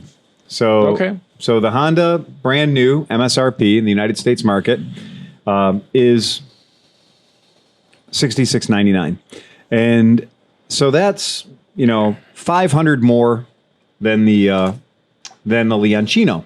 And it kind of looks like it could be kind of fit into the Rebel 500 as well. Sure. Yeah. So I don't know. Let me find out how much those are. And that's probably a good thing because it could be the same buyer looking at both bikes. I feel that the Leoncino, being that it's a taller bike, it's not really set up for small riders. You might find that the buyer for a Leoncino would probably more of an experienced rider, less of an entry level, less of a first timer maybe. But you know what? It's right in the pocket. So the 2020 Honda Rebel 500 is 6,100 non-ABS and 6,400 ABS. Is it really? Yeah. Wow. Okay. So they're right in the pocket with the Rebel. Okay. But it's sexier. The Rebel's not. Yeah, the Rebel's. Yeah, I agree. And the the CB 500X, we talked about some of the specs of the other bike. This is the same kind of a thing. It's and it is the same motor, by the way. It's the same motor in the CB 500X as the Rebel. So that's good to know. Yep. The Leoncino. Oh, I'm sorry, I missed the Honda portion of this, but okay. Yeah. So the Honda is $66.99. Okay. The Leoncino is $61.99. Okay. So the non-ABS Rebel is 61 as well. Right. Yeah. But we can't compare that because this has ABS. Leoncino sorry. has ABS. Okay, I'm sorry. So apples to apples. We'll stick with apples. All right. We got to remember to change that mic cord. How do you like them? It's definitely the cord. It's definitely the cord. Yeah. Well, I have an extra cord here. What was this all about? We're not going to do it this moment, but it's definitely the cord. All right. We're back in. Yep. Okay. Excellent. So there we are. So really, when I'm looking at it and I'm seeing, okay, we've got an 8-valve motor from Honda. virtually the same displacement, about the same. 6-speed, also just the same. Chain drive, just the same. Everything else looks just the fucking same. I mean, it really does. And it says claimed wet weight as 430 pounds, where Daniel, what was the Leoncino? Do you remember that? What was its weight? 455. 455, right. So, right. okay, so 25 pounds more. Big deal. And I also don't trust anybody's manufacturer's weight scales, because wet could be like one drop of gas in the thing or a full tank. I never trust those. So yeah, compared to a CB500X, it's pretty good. I mean, we're looking at a $500 price reduction, and we're looking at virtually the exact same specs. But what did we just say about the CB500X in the Honda dealership? Yeah. You go to the Honda dealership, there might not be a CB500X there for you. Oh, there to probably even aren't. buy. Yeah, there probably aren't. I'll say that. They're probably just as easy to get as the Grom at this point. You know, they'll take your deposit, but it'll be several weeks until you get one. I met a kid today. I went to Best Buy to get headphones at my lunch hour. Mm-hmm. Okay. The Honda scene right now is so depleted. Okay. He paid $3,100 for a used Grom from a dude. Well, we did talk about that in previous podcasts. The motherfuckers are paying ridiculous money right now for used bikes, and that's a little creepy. That's a lot creepy, actually. If you want my real feeling on it, I think that overinflation of the market today is going to cause a real problem when the bubble bursts. Oh yeah, and dudes are going to be like, "Well, I don't know why I can't get $3,100 for this Grom. I paid $3,100 for it last year." Yeah, but it's really worth $2,000. You know? Since you should have given them your headphones. I could have. Yeah, that'd have been a trade. Yep. I mean, it could, but then the other angle of it is it could potentially buoy the used bike market for a little while. These guys are going to try to hang. I'm not selling this for $1,500. I paid $3,100 for it. Right. Hey, like they say, most taxes that go up don't go back down again. Right. So once you set the market stays. But it's going to happen, just like you see the Craigslist ads for guys that have I just saw it today. I'm always browsing whatever, and some guy had a really nice. It's mint condition, 4,000 mile CB 350 something. Right. He wants $8,000 for it. No. I mean, his wife said, "You have to sell that fucking bike, or I'm out of here and I'm taking the kids with me." And for years he's been telling her, "Honey, it's up on Craigslist." No, and for years he's been telling her that bike is worth $8,000. I would agree with you, except for in the description it says this is not your average CB. This is one of one in the country. It is the most pristine, blah, blah, blah. And I know what I have. And if you don't think my asking price is worth it, don't even bother to contact me because I won't respond. Cool. Well, I believe the market needs to make a correction because my buddy just bought a 1980 Suzuki GS 850. And this thing is a fucking total cream puff. And I think he walked away with this thing for like $1,200 or something like that from a collector. He's been riding the tits off of it. I love it. There you go. It's ridiculous. I'm surprised none of you guys jumped on the $200 83 Goldwing.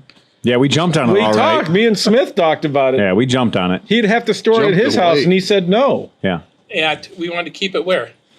What? Over at Cinch Manor. No. Cinch Manor has enough bikes like that. Honey, did you get another bike? No. I like the way that it was halfway to Bozoku, or I don't know how to pronounce it. Bozozuku. Yeah. Like that would have just been like, a little bit of tweak here, a little bit of that. Oh yeah, it would have just been right. Yeah, it just needed a pipe sticking up off the back, and it'd been right there. Yes. It had the paint job, it had the seat, and everything. It was leading you right into it. Yeah. They must have sold that solid gold CB350 because I'm on Craigslist and I can't find it. So, shit. Anyway. I think he might have taken it down. Yeah, he probably got enough fucking hate mail. Yeah. From other people trying to sell their shit. There better be like 3 kilos. There better be 3 kilos of coke in the gas tank. That might have been the secret. I'm going to sell this bike 1 kilo at a time. Right. So I have a question. So this 1980 GS 850G, which is a shaft drive bike, right, 5-speed, is the smoothest. I mean, okay, it's a 4-cylinder. I get it, smooth, whatever. Are we officially nicknaming it Silk? Silk. Yeah, that's a great name, right? But so it's so smooth when you're riding it. It's ridiculous how smooth everything is, right? Yeah. My Super 10 Razor shaft, and it works great. It's fine, whatever. But it's like I almost felt like it was broken when I got back on it because it's not as smooth as the other bike. And this bike only has my GS only has 9,000 miles on it, so it's not like it's not like $100,000 when everything is smooth, but it might fall apart in 5 seconds. Right. This is like still a pretty tight bike. Oh, yeah. How come they can't figure this shit out now, 25, 40 years later? Because when you build motorcycles today, you have to have a profit margin. Yeah. Okay. And They didn't have to have that in 1980? Suzuki didn't. Oh. So Suzuki kind of fucked themselves. Well, I'll refer back to Miss Emma. Phil, darling, you have to understand that everything in that bike is a fucking roller bearing motor. So you can't build motorcycle engines that way today and maintain your profitability. Oh, okay. And so when Suzuki got into the inline 4-cylinder game, it was rather late. And Suzuki really figured back in the day that they were going to do what the other companies couldn't do. They were going to build a bike that would never wear out. Oh, okay. And then they shot themselves in the other foot by copying everyone else's exact style. Yeah. So if you build a bike that looks exactly like everyone else's bike and you build it so it'll never wear out, Right. what happens in 5 years when your competitors are all selling brand new bikes? Yeah. Yours are still on the road. And I think that there is a certain amount of planned obsolescence that goes into the motorcycle industry of creating something that your customers want to buy new. And I will say, as an aficionado of old motorcycles, this era, if you squint a little bit, this motorcycle looks exactly like a 1977 or 1978 Honda CB750F. Yeah, you're right. With the tail and everything. Right down to the tail section, right down to the kick in the seat, right down to everything. It looks like a CB750F. That's what led me to this. I was looking for a classic, old school bike. Right. All the Hondas, every Honda, it doesn't matter what Honda it is. It can be the worst Honda in the history of the world, and it's still going to cost you $2,500 because everybody's like, because that's what the price is. This is a rare vintage masterpiece. Yeah. But I'm sorry. Oh no, sorry, but nobody's figured this out with Suzuki yet. Right. Well, because the reason Hondas have held their value all the years is Honda had a policy where Honda was keeping spare parts in the system much, much, much longer than Suzuki, Kawasaki, and Yamaha. Right. So let's just say, for example, this is 1980. If I went to my Suzuki dealership in 1990 and said, I need a set of seals, I need an output shaft seal for my transmission, I got a list. I got a list of shit I need for my GS 850G. Right. They're going to say, that train left the station 3 years ago, 4 years ago, 5 years ago. But I know, and this is not hyperbole, I was going to the Honda dealership buying parts for my 1972 Honda in 1998. Right. No, that's true. The parts support of the Honda motorcycle stayed on a lot longer, making it easier to own Honda motorcycles much, much later than their sell-by date. Right. But it makes more sense if you sold 1 million bikes to put the parts out there because you still are going to be able to sell parts. Right. Honda put so many CB750s out there that it made sense to carry CB7 parts, 750 parts for 20 years after they were released because they're still out there running around today. I'd love to know the difference between like the model years, like 1980, like how many bikes did Honda sell compared to Suzuki? You know what I mean? I'm sure you could lig it up. Well, yours is a Gen 2 from what I was looking because there was like the 77, 78, 79 GS 850. But yours is the 8081, right? Which and has then there's the 82 through whatever, right? And that's when they changed the body style and got kind of like. That's when the headlight became square. Yeah. Oh, don't you worry. I've been looking up your little. I've been doing. You might not think I care about your new bike, but I do. That's a 600-pound motorcycle. It is. It's not light, but it's smooth. And you know what's funny? I don't know. It must be the geometry of the bikes, but it's easier to throw into a corner than most of my other bikes. Interesting. Are the tires safe? They're brand new. Good for you. So let me put it this way. So this is what, if you're smart and you look around and you do stuff. Right. This guy bought this bike from the original owner who was 96. Whoa. So he unfortunately painted the carbs fluorescent orange for some unknown reason. I think I'm going to leave him because it's kind of like his statement. And it would be a huge pain in the ass to do anything else with whole them. part of You it. might as well just leave them. But so the guy, he bought the bike. He put braided steel lines on all the brakes, changed all the brake pads, changed the fluids, rebuilt the carbs. What else did he do? Put brand new tires on it, lubed and did all the stuff to the transmission and decided that his other one that's exactly the same is a little bit better, so he just dumped this. But then he was like, you know what? I want it to go to somebody who likes it. So he bet a very fair price and put it out there. And so when he's like, his question was, are you going to turn this into a cafe race or a ride? I'm like, oh no, I want to keep it original. He's like, all right, you're the guy. I'll sell it to you. Right on. So it was kind of interesting. It was like, but they're out there. Like, you know what I mean? For $1,200, I mean, that's Chinese scooter money. And when you think about it, I did find a fun little article here about this bike, and they said that, you know, in 1979, 1980, when this bike came out, the GS 850G, it actually was 29 pounds heavier than the GS 1000E.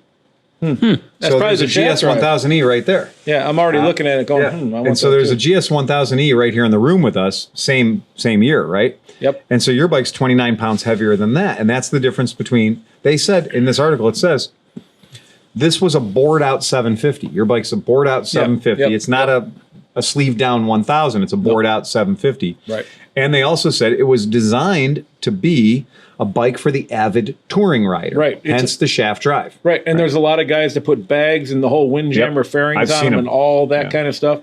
But I did notice that. Like when I first got on it, I was like, 5.8 gallon gas tank. it is. Yeah. But it doesn't necessarily get like 70 miles to the gallon either. No. Those are 4 highly efficient carburetors.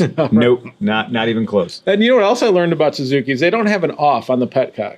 No, They have prime, on, and reserve. Right. And when you do is you leave it on, Right. because it only sucks gas when the carbs are Right. active and there's vacuum. When you put it in prime, it bypasses the vacuum circuit and just floods the system. I learned about that. My garage did too. Oh, you left it on prime. Well, yeah. Because I was like, well, it can't be reserve and it can't be on. Prime puts all the pressure on your float needles. Yeah, that was That's great. It was perfect. If you ever have any reason to change your fuel line, you will add 2 things: a inline fuel Yes, you filter will. and an An inline fuel switch. valve. yeah. Because that's every bike should just do that. Yeah. I will. Because you want the off for winter storage. Right, yeah. I don't want the carbs sitting with gas in them. Yeah, right. Because And even it's in got three disc brakes, yeah. right? That's and, great. And the 80 and 81 had the upgraded brakes. They actually don't suck. It's like the 79 and stuff apparently suck. But and it has brand new brake shoes and I mean everything. The dude did all the work that I'd probably want to do. I have to do fork seal. My one fork. So I got it on Sunday. Yeah. I dragged it home from Michigan. I got up early, rolled out there. The dude had all his shit at an airport, and he had a Bonanza V-tail. Okay. And I was 1 second from going for a ride in a fucking Bonanza V-tail really? with a 70-year-old dude. Yeah. Until we figured out that COVID probably would not be a good idea to jump in the fucking airplane and go for a ride. Right. But then he had a couple BMWs. He had the SL 125 that I was, he offered, but it needed some work, whatever. But I like that bike, but yeah. Well, you know what? I realized it didn't have the side covers, and I looked up the side covers, and they're like $490 a piece. Yeah, that's going to be a problem. Yeah, so that was the thing. I have a 250cc limit right now. Anyway, Yeah, but I mean, Totally understand that. But it was interesting. Like the whole process was interesting. But anyway, we got back, and so obviously to make sure I got the thing home, it's a 600-pound bike in a 4x7 trailer. Yeah. I strapped the bitch down like you wouldn't believe, right? Well, I think the dude they tell you to put about 12 to 16 pounds of pressure in the forks. In the There forks. also was an air. It's air over oil. Yeah. I think he might have put about 20 or so. Blow the seals right out of it. Yeah, so I didn't notice it. So when I met Dan and we went for a ride, I thought my motor was blowing up because there was smoke pouring everywhere. But he looked over and there was just oil shooting out of the every top. time you compress the suspension all, it's just a fountain of oil And it coming was, out it of it. was perfect. That little stream is just hitting the just the header. right on the Perfect, header. right? Yeah. I have a tech tip. So you know what's funny? I've never been so relieved to find out that it's just a fork seal blew. All ahead, full, heavy left rudder, and burn smoke. Yeah. I was like, fine. So now you know what I did? I cut up a koozie and I just strapped it around it just that's to fine. keep it from squirting oil out. But I did order parts and I'll do that in a week or two. Yeah, so. that'll be fine. Yeah, it's fine. So my It'll tech run out tip of oil soon. Yeah. Well, my tech tip is for putting the air in your forks. yes. So the way I like to do it is I go over to my air compressor. Right. I take the regulator that's on there. I turn it all the way down to 0. Right. So I start at 0 and then I crank it back up until it reads about 5 psi. Right. Then I take that and I go over and I put until it equalizes and it won't put any more air in at 5 psi. Right. So now I know I only have 5 psi in my forks. Yep. Now, if I push it and I feel I need a little bit more, I go, then you can turn it up, and it'll And you just watch the it's gauge. best. They make tools. They make a little thing that's like the handcuff, like a little ball that you can, Well, but that's what I have. For me, for the average person, is the easiest way to get 5. I was going to ask. So, I have back from my mountain bike racing days, I have a Fox Shock like little air pump that goes from like it's very accurate and it goes from 0 to 15. That's what you should have. That's what you should have. That's the right way to do the job. All right, cool. Yeah, because when you're going through a Schrader valve, really, it's the interface of getting the chuck on and off the Schrader valve. Yeah, because that can lose you lose everything, right? Yeah, and that small thing. So like the trick is really to have a vessel that only has that much pressure in it to start with, right, and then apply it, and then you're not worried about loss because the valve's going to close instantly. So you're fine. So you're good. Cool. All right, back to our test of the Benelli marketing system. Yeah. All right, here's bike number 2. It's the TRK. Don't call it a truck because I'm going to call it a truck forever. That's great. And It's here's the what it 502 weighs. TRK. Is that what the Benelli, this one Benelli is? That's it, Okay, right so what there. we're looking at is 518 funts. So weighs 518 cheeseburgers, 518 American weight units.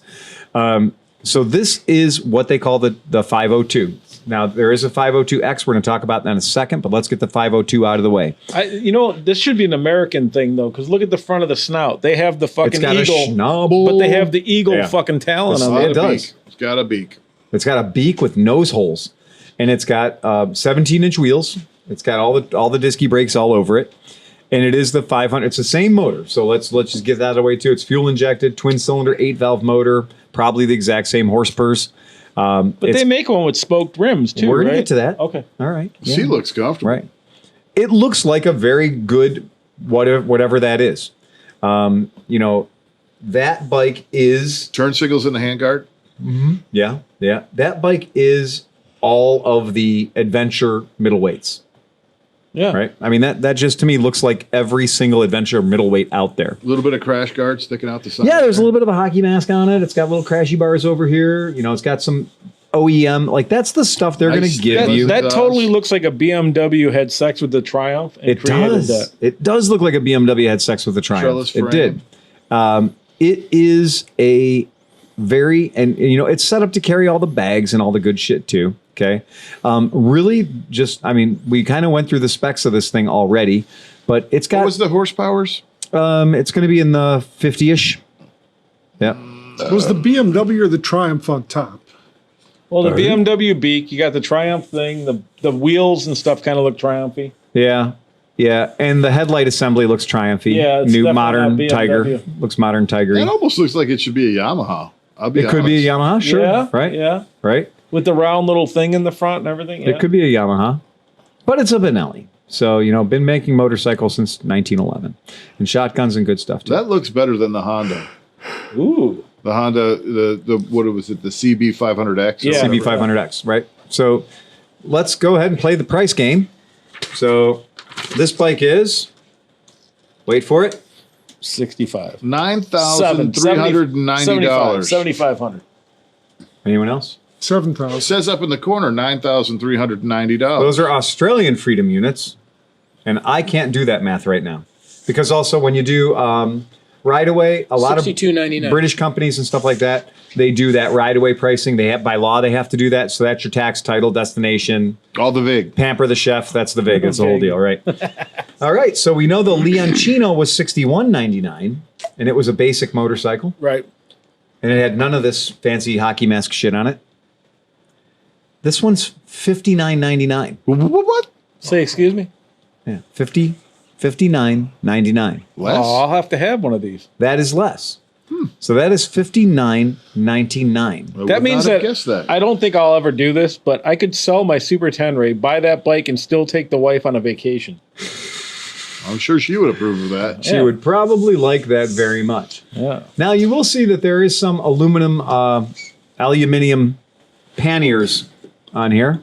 Let's say all the words wrong. So we have aluminum panniers. So And Janus. Teeth. right, we have and Janus. So those boxes on the back, the box kit, Yep. What's that going to set me back? 999 Freedom units. Yeah, I'd go with some other brand. BMW guys would be like, can I get those and put them on my GS? Yeah. Yeah, exactly, right? So that's what that is. And now we're going to look at the bike's big brother. What? Well, hold on. It's the 502 X-Ray. Oh, that's okay. So the 502 X-Ray, what's the big difference between the 502 and the 502X? The 502X has spokey dokes. A bigger, stupid exhaust. It does have a bigger, stupider exhaust. I do agree with you. It does have spokes. So that means it's an authentic adventure motorcycle because it has spokes. Anybody knows anything about motorcycles knows that you're not allowed to be an authentic adventure motorcycle unless you have spokes. But here's the big question: with street tires. Are they tubeless spokes or are they tubed? Let's look closer. Maybe we can find out. Those sure look like tubes. That looks like a tube rim to me. Yeah, I don't see it has a very healthy center channel. If you look in the photograph on the left above the letter S and the word dimensions, the second letter S, it does appear to have a very, very deep center channel. Okay. You can do some looking around on That's that. what I'm going to try to find. Yep. So it is For anybody wondering why we're talking about this is because, tube versus tubeless. You can't, if it's a tube tire with spokes, you can't go tubeless because the air will leak out through the spoke nipples. And there are many different products that you can buy from 3M that are ways to cheat that. And you can put tubeless tires onto your tubed rims. Be fucking careful with that, people, because many tubed rims not only do not have the depth of a center channel that you need to mount tubeless tires correctly due to the stiffer sidewall required with tubeless tires than tube tires, but also the side of the rim that holds the bead of the tire in will be different on a tubeless rim and a tubed rim, meaning that if you are running a tubeless tire on a tube style rim, you may not have enough pinch there, enough authority to grab the sidewall of that tubeless tire.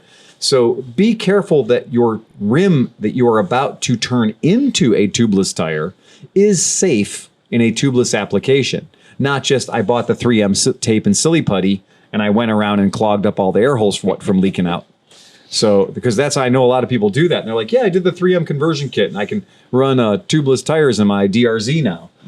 Well, hold on a second there, Sparky. Your rims may not be designed to hold a tubeless tire. Thou shalt not do what the factory has not. Right, exactly. Yeah. Trust the engineers that came up with all that shit because they spent a lot of time going to school learning how to do it. Really interesting video today. It was a guy took a GoPro and put it inside one of his wheels. Now, this was on a car and everything, but he put the whole setup inside one of his wheels and drove around. I'm very curious about this. But one of the more interesting aspects of the video was he actually had it in and had it running. So he filmed putting the tire on and taking it off and everything. And that was actually kind of cool. That's very cool. To watch, he had a tire machine and just watch it go. And then when he hit it with air and it popped and to watch everything seep, not only from the outside, but from the inside too. Yeah, it was that's kind of cool. And then driving it, so now the wheel is turning. And so every once in a while, when that part of the tire hit the ground, to see the hump, the whump. Oh, the whoop. You would actually see like boom. Whoop, whoop, whoop, whoop. Yeah. Boom, boom, the tire pulsing. The tire flexing. Yeah, in that area. Very interesting. That is very cool. All right, so this is the one, what is resplendent with the spokey dokes and also resplendent with the wheels of a officially authorized standard for adventuring. And we are confirmed that the other version with the mag wheels is tubeless and the spoked are tubed. Yeah, right. That's kind of what I would expect. Yeah. Not shocking. Because like with the Stelvio, those are tubeless. Right. Same with my Super T. Right, and your Super T. But they have like a whole ridge thing where the spoke nipples come through the ridge and not into the tire. Yeah. So if you've got a tubeless tire, that's an advantage, or a tube tire, that's an advantage because why? Thank you. Steve, I'll let you take this one, and then I'll give my opinion. What, the tubes for the off-road thing? Why do you guys who use the letters ADV in front of everything believe that spokes are good? Well, for one thing, they don't dent, and if you do hit something, you can usually tweak and tighten the spokes to kind of bring your wheel back to true when you're off-road riding. Two, you can air down quite a bit with tubes. And still not pop the bead off. And if you do pop the bead off in your tubes, you're not going to with a tube. The disadvantage is you might get a flat, but at the same time, you only have to take half your tire off to put a tube back in it to keep going. So that's pretty much the reasons that most guys use, tubed for off-road. And a lot of people will point out that spoked wheel, as opposed to a cast wheel, can take a fucking brutal hit. Yeah. I mean, a ridiculously brutal hit and still be rideable because of a tube inside. And fixable compared Right. to a mag wheel, which usually Whereas cracks. a mag, when you take not so brutal of a hit, they crack pretty, I'm not going to say pretty easy, but easier. Because there aren't, 60 spokes or whatever, each carrying the burden. And remember that when you have a spoked wheel, it's not the wheel resting on the spoke. Right. It's not. It's the wheel hanging from the spoke at the top. Right. It's tension that It's is tension, holding the hub in right. the center. And the whole idea behind that is that, yes, if you could picture a spoke, a very thin piece of metal holding the weight of your motorcycle up, it's not very strong at all. But if you can picture a piece of metal hanging something from the ceiling, it can certainly hang something from the ceiling far more than it can support in an upright fashion. And generally, the rim material is much stronger than the spoke material. So if you do have a giant hit Yep. off-road, Yeah. you might blow 3 or 4 spokes out. Right. Worst case scenario. But you can still ride and Absolutely. get somewhere. You know? can tune your spokes like a guitar. Oh, yeah. Yeah. You tap them and you listen to the sound of them. If you have a dead one, you know that's a loose one. Yep. You can tighten it up. I literally did that this last year because they say after so many miles you have to check Right. on the Super T, and it's a different thing because I have whatever. But seriously, just like you're saying, I took a long screwdriver and just tapped them. It was like ting, ting, ting, ting, ting. I wonder if you could download a wheel spoke tuner app for your phone. Ding, ding, ding, ding, ding, ding, ding, ding, ding, ding, ding, ding, ding, ding, ding. Okay, Go's got to be working on this right now. Do it. Yeah. But here's what I will tell you. Do not be like somebody I know that's sitting in my seat right now who went ahead on his first wheel that I ever did on my Honda MT250 Elsinore. And I went around and I went ting, ting, ting, ting. And I tuned them all so they were the same frequency-ish. Yeah, So when I'd spin the wheel, I'd go ting, ting, ting, ting, ting, ting, ting, ting, ting, ting, ting. I was like, that must be that my wheel's true now yeah. because I'm stupid. And what I did was I put a big old whoop in that wheel. Oh, yeah. Because, that's the idea behind spokes is they are infinitely adjustable, or adjustable within a degree. So by tuning them all to be the same pitch on a 20-year-old motorcycle, what it ended up having is I put induced a giant whoop in the rim. That would actually be, and I don't know, maybe you are, or maybe somebody else here is, but that would be a great podcast topic. And to do it one day is how to true a motorcycle wheel. No. I would never, ever, ever, ever try to explain that because I can't. Only person who can is the guy you pay a good little, a reasonable price, and you give that wheel to that motherfucker and let him do it. I've always trued my own, and I've done it for ages. And I just did it on my KLR. And I do it the simple way, piece of tape and a chopstick, put the bike up on a block or put the bike up on a milk crate, piece of tape and a chopstick or a rubber band, and then just zing it. And then like, okay, get my toe. And just all I'm doing is just trying to take whoops out. I'm fighting them and I'm pulling them here and pulling them there and kind of working one against each other. And if I can get it down to where it's reasonable. Within a quarter of an inch? Look, man, these aren't side pull caliper brakes like we had when we were kids, where I used to sit and fuck with those things for hours to make sure that my bike would roll as good as possible and then have no brake drag at all because I didn't want my brakes to be stealing any of my hard work. The problem is you can start chasing things. So yes, you can, and that's why it's devilish. You took the whoop out by way over tightening this one spoke. Oh, yeah. Now, these spokes are loose. Yeah. And this one is really tight. No, dude. Well, now I've got to tighten these up because they're too loose. Now the whoop goes, like... And there's too tight, too. Like where, my friend, if you will over-tighten tighten it, a spoke until the air comes out of the tube. And I'm going to say that again for the cheap seats. You can tighten a spoke until the air comes out of the fucking tube, and I've done it. Where you're sitting there and you're chasing a problem, and you're like, I'm going to one more turn. I'm going to one more turn. And then you get everything right, you're like, cool, it's great. Take the bike out for a ride, flat tire. Yeah. What the fuck happened? Well, I pulled that spoke into that nipple so far and went out the backside of the nipple, and even though I had a rim strip in there, it wasn't enough. I punctured the rim strip and punctured my tube. Mr. Smart Guy had to tune his spokes. I didn't have a problem. Now I got a big problem, right? Well, I have like 6 or 8 spokes on the Yamaha that are pretty rusty that I want to replace. So it's going to be interesting to try to do. I'm not sure if I'm going to try it myself or you not. spin that wheel. You spin that wheel and it looks nice and straight. fucking clean this fuck out My of those friend spokes. is Paint them. Paint the steel fucking wool spokes. or black paint. Yeah. That's it. But I also have an issue with the S65 where I was looking at the back tire on that and I'm like, there's this bulge. Yeah. So I'm looking really close and he entrapped part of the tube Oh, in the yeah. bead he of did. the tire. Yeah. So Wow. these That's are a crash basically waiting to like happen. mountain bike tires. Right? Yeah, Well, right. you know, you talk about putting tires on, and like you can really fuck up when you're not really fuck up, but you can create a dangerous situation when you put a tire on and it doesn't set right.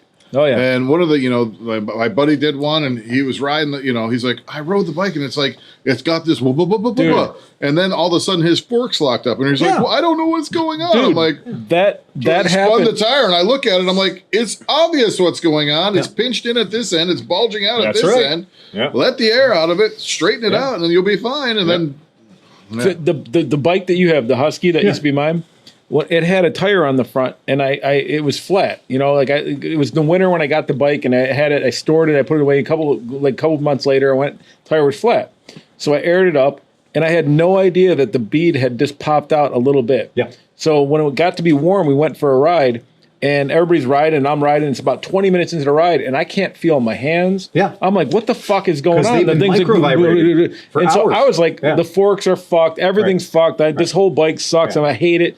And I went home, and I called my buddy Mike, and he was like, bring it over. Let's just take a look at it. So we brought it over there. He's like, let's just start from the basics, deflate the fucking thing. Take all the air out of Take the all tire. the shit. Yep. We'll pop the bead, put it back. We rebeaded it, put it back in, and it was like a fucking glass slipper on the way home. It's amazing how and I have no idea. And it wasn't like And it's amazing you didn't die with any amount of the tire not beaded. yeah. It was beaded, but it wasn't But perfect. it wasn't seat. It wasn't seated. It wasn't perfect. It And like wasn't that's the seated. thing. It was so like if you get a flat tire like that, Yeah. make sure you suspend the tire in air before you try to fill it up. and pop that fucker hard with some good pressure. Like if it takes 30, give it 40 or 45, let it pop, bring it down, but then more like just like John said, spin the thing and put your fingers on the hell side yes. and feel it. Absolutely. Yeah. Yeah. You can see if a tire's, what I mean? Oh, yeah. Spin it and just look at it. You'll see it.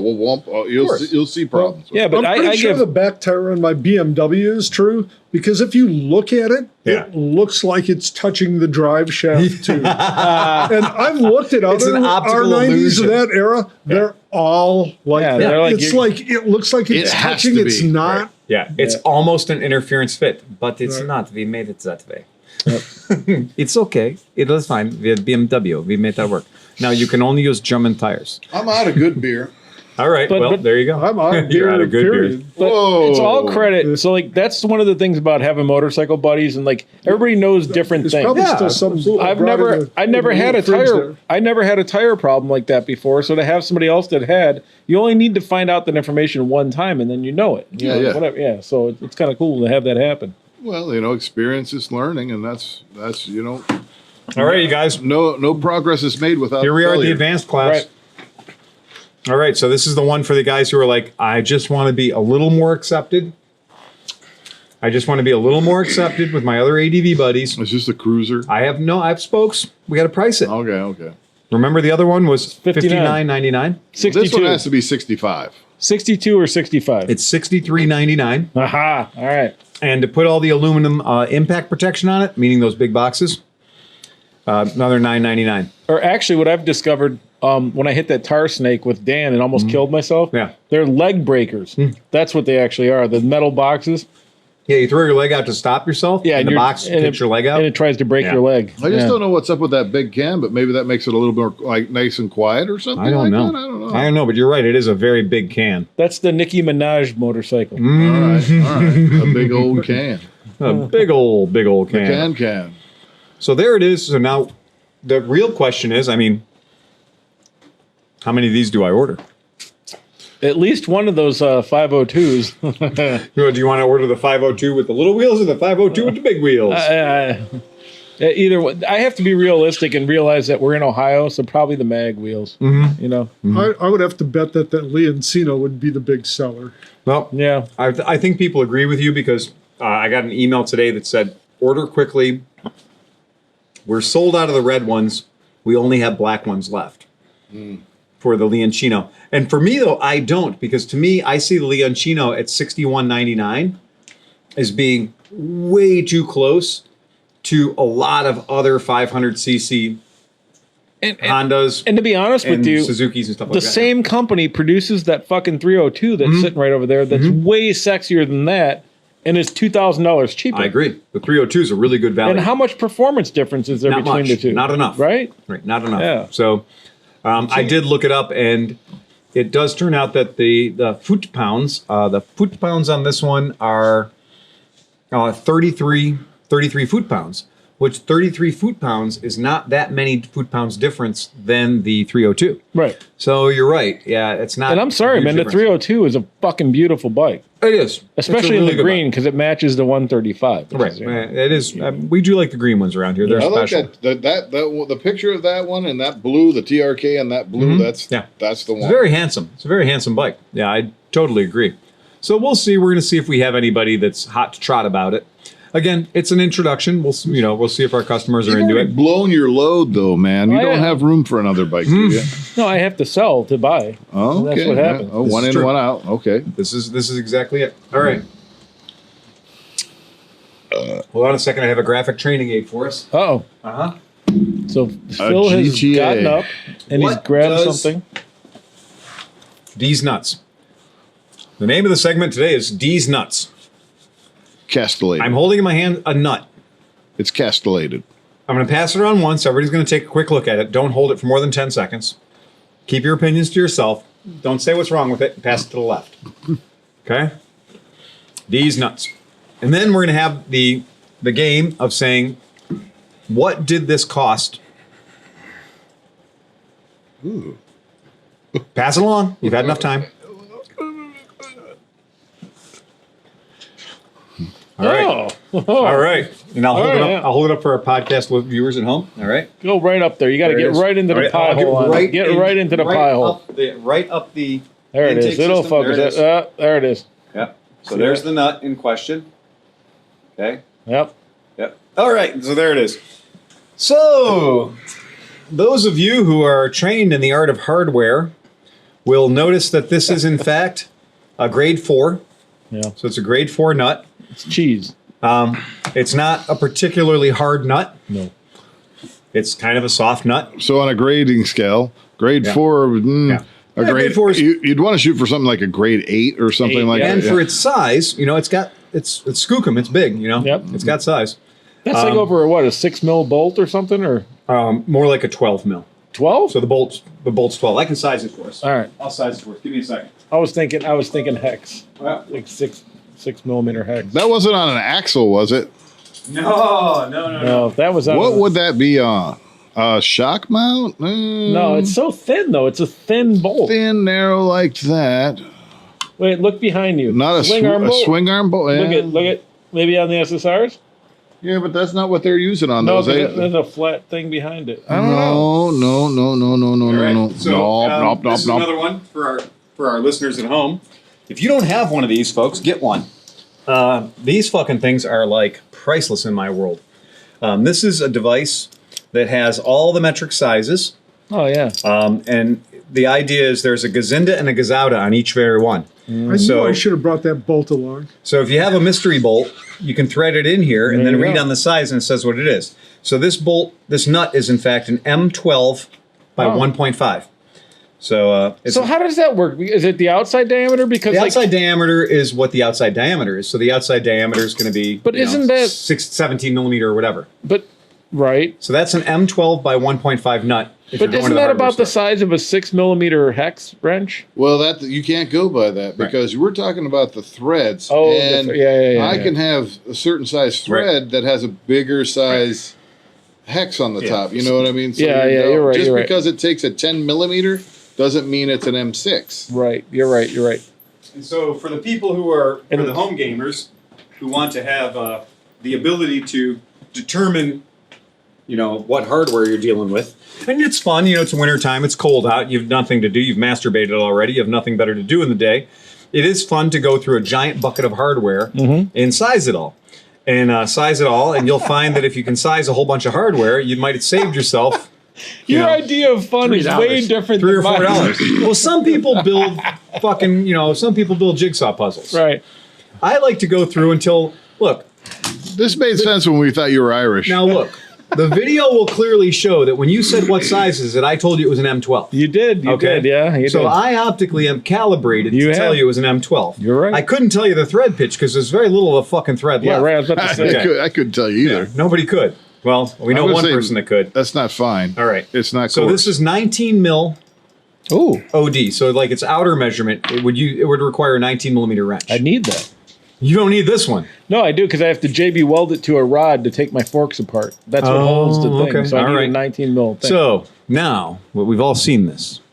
Would anyone like to guess what component in a motorcycle this keeps from going somewhere it shouldn't be going? Me and John discussed and we can't figure it out. We looked, we checked things. I don't know. What do you think? I hope that's not on an axle.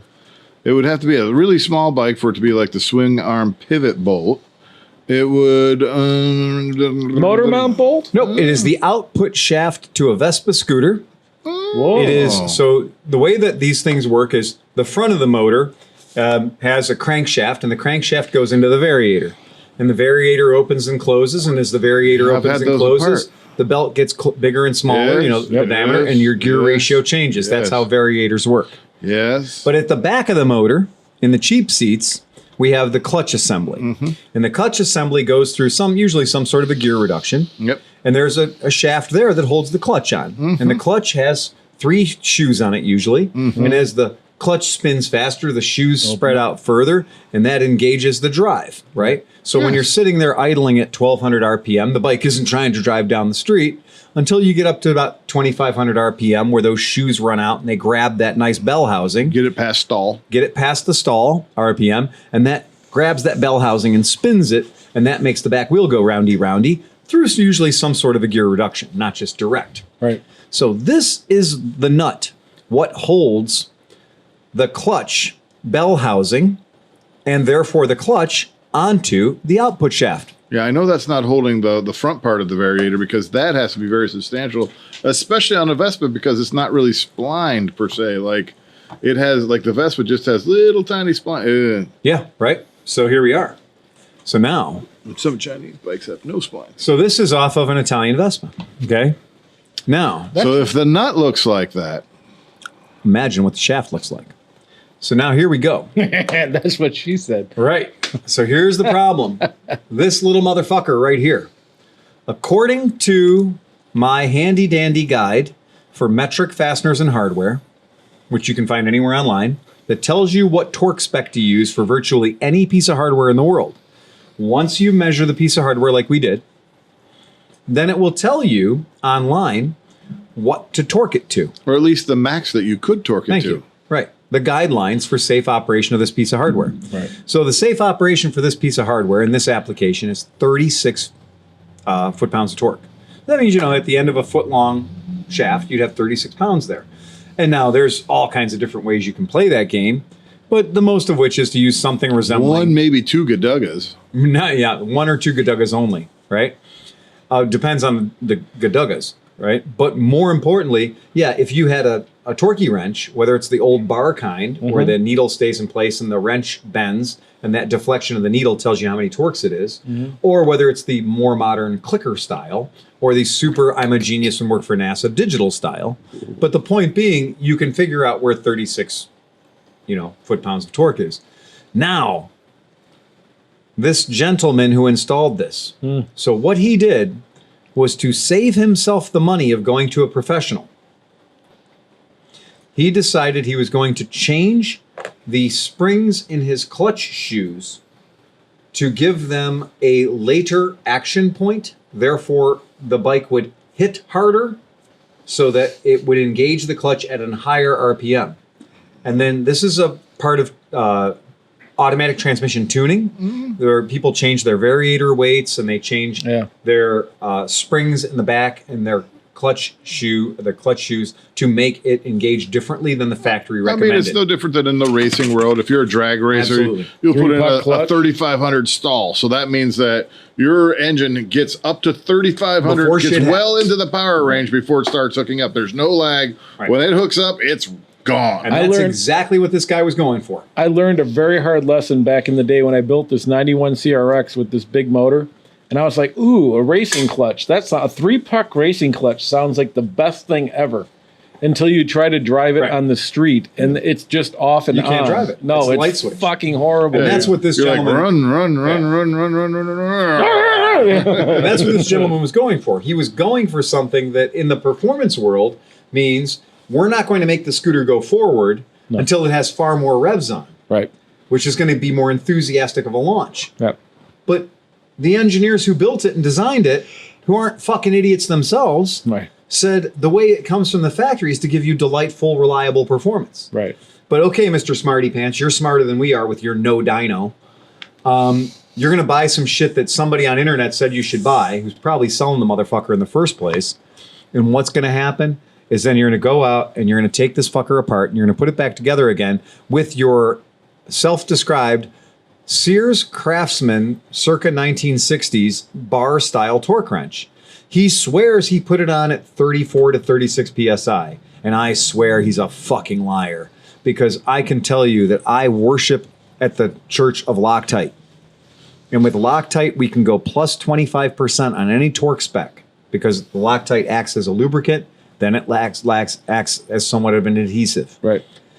I love Loctite. And I can also tell you that I have installed hojillions of these. And yes, and sometimes I do use the Dugga. Well, with Loctite, you could put that on at 16 foot-pounds. Right. And you know where it's going to stay? On. At 16 foot-pounds. Exactly. Right. It overcomes gross neglect and mistakes of mechanics. Loctite really is the smartest thing you can put in your bike. And you know what? Go ahead and use the red. You're probably never taking it apart anyway. So, and if you do use the red, there's different things that can break it down. Absolutely. Nail polish remover, or simply heat the fuck out of it. Take your soldering iron and stick it on the Make it bolt warm. for 5 minutes, and you should be good. There you go. Yep. You'll be fine. So, I checked with Vespa today. Parts department. Yep. Would you like to know if we did this at the shop? If you came into my shop and you said, Phil, here's my dipshit clutch I bought from, Malosi, whoever the fuck. Scooter West, whatever. Here's the thing I bought. And it's going to make my bike go so much faster. It's going to make my teeth brighter. My coat's going to be shiny. And everything's going to be great. I'm going to get pussy. Rock hard. Yep. Right. And this is a Vespa, by the way. This is a $6,000 scooter I bought from you not 45 days ago. Wow. So it's a new 2020 scooter. Oh, brand new. Oh, perfect. Brand new. Yeah, brand new. We would have charged him an hour to install that clutch. Right. We looked it up. It's 1 hour. That's like what, $100? $90. $90. All Yeah. right. You know what's going to cost him now? Oh, thousands. $793. Oh, geez. $793. And now I found out just from James earlier today that now it might actually be a little bit more money because it turns out that they don't have that output shaft anywhere in the United States now. So it did. So the bolt. So the nut wasn't a little bit softer than the shaft. So it took out both. It took out not both. just the nut. It's also the shaft. It took out the shaft. And this goes back to what we were talking about putting flywheels on. You got it. It's not so bad that you stripped out the nut, but you stripped out the end of the crank. He or the end tightened of it. the outpush. Yeah. He tightened it, and then he tightened it, and then he tightened it, and he tightened it, and he tightened it just a little bit more, and then it got really loose. Then it started getting loose. That's where he should have stopped. And you know what? You can't untighten it from that point. Yeah. So once it starts getting loose, and you're like, oh yeah, come on, babe. Whoa. You cannot go backwards. There is nothing worse than that feeling. Yeah. That I know, man. So many times with aluminum shit. Because you've just gone from being a maintenance type job to a major system repair. Yeah. Helicoils and all kinds of shit. The output shaft on this bike, it's so frustrating because you're looking at the clutch. Now the clutch is, you fucked it up. You screwed the pooch already. That nut and that shaft are just jelly. They know each other. They're great. And parts of one are in the other. You're fucked. Unless you have a welder and you're okay with that. Yeah, and you're okay with that. And you're okay with that. You know how long I'm going to own this bike? Forever. That's it. You know what I'm going to need when I want to fix it? Another welder. And a cutting torches. Oxyacetylene to the rescue. So does this bike still have a warranty on the engine? No, sir. Not when you put a racing clutch on. No, that was fucked the whole thing up. Yeah. That's it's a 2-month-old other bike. part of the cost. I can't says he no longer has a warranty. I can't send a picture of this to Piaggio and be like, y'all fucked up. No. But here's the great, horrible part is you're looking at this shaft and you're like, okay, great. It's no big deal. That shaft can't be too much money. I'll just get a new shaft. I'll get a new output shaft. No, the output shaft goes through the case, which means everything on the right side's got to come out too. Right. And when people smear the cranks on these variators, which they do all the time because of the same thing. Yep. Whoa.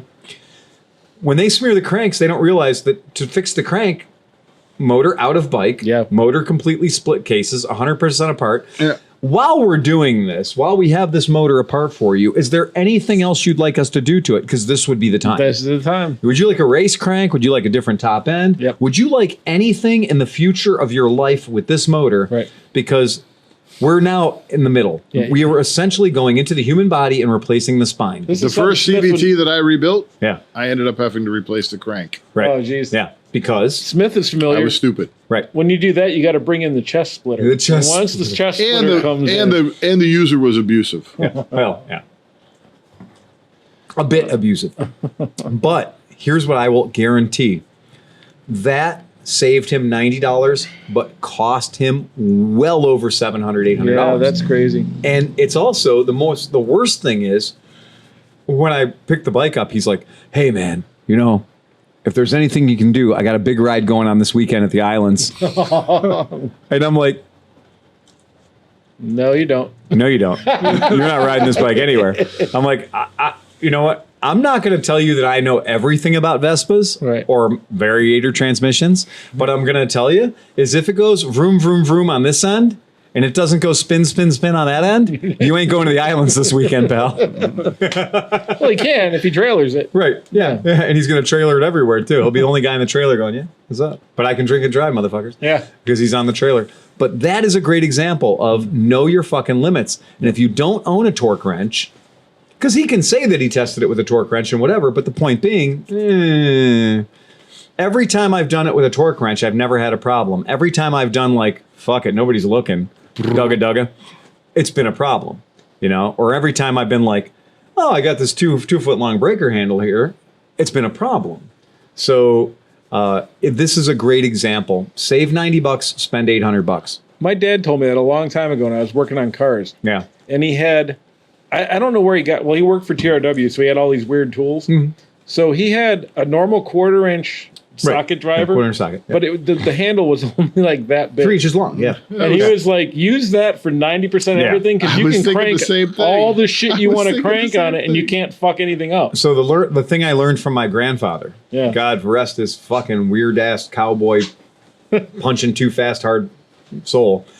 The thing that I learned from my grandfather is you only use duggas for taking things apart. You don't ever use duggas for putting things together. He's like, no impact driver on the planet should have a forward gear. Right. He's like, it's just a bad idea. If your impact driver has a forward gear, you're an idiot. Well, that's what you see all these YouTube dudes, right? They're always working on bikes and stuff. And like for the most pedestrian thing, they're always pulling out some fucking like battery operated like thing, But then like they're doing their oil on their car. And they take it out and they're like, all right, then all you have to do is put the oil plug back in. And they pull out their fucking electric thing and they're like, and I'm like, no, don't do that. No. Like, why are you doing that? No. Gold is expensive, but aluminum oil pans are more expensive. And time consuming. Yes, exactly. Dude, my wife's Jeep back in the day when she had it, the oil pan rusted. I don't know how that happens with the thing, but to get to it, you had to move the motor up. You have to move the motor because the cross member was cross member's totally in the way. So Ford con lines are the same way. Yeah, don't do that. Yeah, don't do that. It's a really, really bad thing to strip out threads just about anywhere. But there are other places that you get to wear the stupid hat a little longer. Oh, yeah. And that is stripping out threads is a big deal. So use the electronic impacty tools, which are great, but use them in reverse only. And if you're going to use them in forward mode, you get real good with them. Like that Ryobi John got me.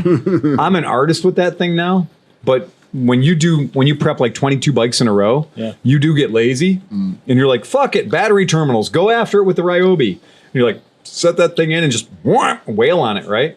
Well, battery terminals are made of lead. Yeah. They're made of lead, which is the metal equivalent of cheese. Yeah. You have literally 1/8 of a turn from the correct tightness to broken. Yep. Yeah. And that's a good thing about them too, because I have these breakers that we cut out of the fender of the Crown Vics are 50 amp breakers. Okay. Yeah. So you just rip them out.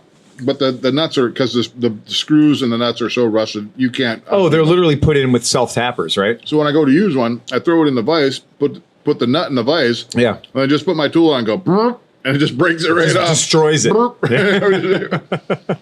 But then you were talking about the quarter drive thing. Yeah. I'd use the 3/8 drive, but choke all the way up on it. Choke up on it. Yeah. So you can't. I can only give it that much. I can't hurt anything that way. Yeah, it's true. It's really true. Sometimes I feel like my right forearm will click at 30 foot-pounds. And you were talking about taking stuff off. So anybody working on old school bikes or Japanese bikes or anything like that, the impact, Impacta. screwdriver, impact Vessel driver, impactor. or whatever you call Yep. it, is priceless. You will not strip screws out No, anymore you're if you use that to take it out. Right. Just a couple of whacks and the thing's loose. We'll do another shameless plug because it's been more than 6 months. So, since the folks at Vessel apparently thrive on this shit. Okay. So I'll bust it out for you. Phil's getting something. He's walked away. In the interim, I was putting float bowls back on a set of carburetors. And I'm sitting there thinking through my head, I'm like, what would a good person tell me how tight these little screws should be? Because you're holding the float bowl on and everything. And I'm thinking, now I've got to decide. This screw is going in a float bowl on a bike that can run at 13,500 RPM. Now, I want them tight, but I also still would like to be able to get them off someday. At some point, right. And I found myself doing the little wiggle method. So I had a reasonable screwdriver that fits in there. So I tightened them up. I didn't go Right. like as hard as I could, but I did the little kind of nudge it, like wiggle it back and forth till it kind of like, that's a good place. It's a good place. Yep. And that's what I did. That was, you can only do, I can tell you, but you have to be there. You have to do it yourself to understand what I'm saying. All right, there you are, our podcast viewers at home. You'll see on the side where it says Vessel or Wessel, if you're nasty. And you'll see that it's a non-slip. This is a fine from J.A. Pan. And you'll see it comes in all the different sizes of regular Phillips head screwdrivers, as this. The screwdriver set is like $39 on Amazon. About what it is. Yeah, and then just back here bought a is set. the area for whacking it. Okay.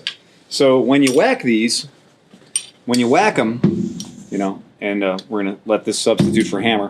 When you do that. Whoa. All right. Yeah, sorry about that. When you do that, it turns the shaft backwards. Yeah. So if you use this as a screwdriver, and it is a JIS tip, so it's not a Phillips, it is a JIS. Which and makes a big difference. It is a big fucking deal. Impacta from Vessel, made in Japan. Now, is that a two-way operation though? Can you do the same thing as you would with you cannot. It is only for loosening. This is what we said. This is for loosening only. Mm-hmm. If you use an impact to tighten something, I fucking hate you, because that's what chemicals are made for, right? It's called security. It's security, all right, and then it's usually sheared off. So the Japanese method of determining the size of a JIS bit, a crosshead, is not ours. So our P2, Phillips 2, which is usually what everything in the world is a Phillips 2, P2. Right. On this one, it's very handy. It says on the side, it's a P2/100. So the 100 is the Japanese version of what damn near everything is on the bike. So if you wanted to be cheap and just buy the one, you would want to get that buy one. This one. That's buy like the one $19. that says the 100. So it's the Impacta 980. This thing is gold, because when you're doing carburetor float bowls, all you have to do is literally just put the thing in your fucking hand or put it on the workbench, set this in that piece of shit Velveeta screw that you should buy 100 of. And if you use an American screwdriver, you're going to You're fucked up already. Yeah. And then just give this a little tap. And I mean, its range of operation is 1/4 of an inch, 10 millimeters. When you give this thing that rotation, I've taken these apart before, and it is literally just a wedge against a wedge. It's the calmest, easiest thing in the world. It's one barely moving part, and it works a treat. These things are magnificent, and if you are taking apart Japanese motorcycles on the reg, I love that there's a little icon on there that tells you how to use it, that has little lightning bolts that suggest impact. I love little icons. I like hieroglyphics on tools that tell you how to use it. Now, this is, of course, this would be our P3. What were you just saying about bikes and their fluid levels that you liked on your new bike that a lot of new bikes don't do? Oh, The sight glass? No. So on your right there too. Yep. If you look next to the oil area, Yes, it tells you how many cc's are supposed to be in milliliters, it. Yeah, and on the top it tells you what oil to use. Exactly. Right. What- You don't need to consult the owner's manual. How hard is it to do that? It's expensive. Really? Yeah. Oh, yeah. Every time you do that, it costs like 14 cents. Yeah, exactly. Dude, seriously. Right. Every new motorcycle, you have to look shit up, all Yeah, that you do. stuff. All the time. You also get things like my Yamaha, which has a wet clutch Right. and uses 10W30 in the gearbox, but they don't tell you that when you drain it, it Right. doesn't drain the clutch area, so that it has marked on there how much it holds. Oh, but but- that's only the first time you fill Exactly. it, not when you change the oil. It's the oil fill versus an oil change. And a lot of them will say in the owner's manual, it'll say oil fill 1.1 liters. It'll say oil change 0.90 liters because there's oil you can't get out. Well, you were just talking about, working on a primary of a scooter and having like a graduated drain pan would not be a bad idea. So you could actually get a quick number of what just came out of there. Yeah. So I measure you could a start by lot. putting that much back in and then checking your level. Yeah, exactly. I measured a lot of things when they come out, especially fork oil. So fork oil is a real good one. You're like, you know what? It's a weird old bike. I'm not going to look up and see how much fork oil is supposed to be in each leg. I'm just going to I'm going to measure what's in there. And I'll measure what's in the right leg. I'll measure what's in the left leg. And if I'm like, it's 4 ounces or something, at least we know where to start, right? Here's another one I'm going to pass around. Is that a box? That is a proper spoke wrench. And the trick with a proper spoke wrench is it supports the nipple on 3.5 sides out of 4. Oh, and with this, you're getting friction surface on 4 points of the square nipple that is the spoke wrench. So what I'm looking at is a lot like a line wrench. It's very much a line wrench. But it's not a hex, it's a quad. It's a quad. So it's a 4-sided line wrench. And the thing that makes these things beautiful is spoke nipples are usually made of brass or something very, very light or very soft because they don't want them to rust. You absolutely don't want your spoke nipples to rust. And so getting coverage on 4 points of a spoke nipple when you're adjusting it is really, really important. If you go at it with a set of adjustable wrench, if you go at it with an adjustable wrench, you're only supporting 2 sides of that. And when you start to tweak on it, it just rolls right over and it deforms and then it's fucked. Once a nipple on a spoke wrench or a spoke is fucked, it's done. Nothing will tighten it anymore except vice grips. What's your opinion on taking the wheel or tube off? Yeah. And using a big flathead to adjust them from the inside. So the backside has a giant flathead on it for most times. And I'd say for gross stuff, when you're building a wheel, that's super fast. Yeah. Yeah. So when you're building a wheel from Jump Street, and I've only built a handful of wheels from Jump Street. If I was working on any used wheel, the first thing I would do is spray it down with some sort of penetrating, because you'll know, like when you start turning them, you'll be turning them and all you're doing is twisting the spoke. Right. And then all of a sudden, tink, Yeah. it goes a little bit. And you're just going, tink, tink. Penetrant on an old wheel, penetrant is the answer. And we said the nipples themselves are always made of softer metal. And it's not brass per se, it's an alloy, but it's going to be softer than the spoke itself because that's the idea. Is they're not, if they're homogeneous metals, they're going to fuse, they're going to rust together, they're going to bind. So yeah, if you're going to adjust your spokes, spend $1 or $2 and get actual proper spoke wrenches.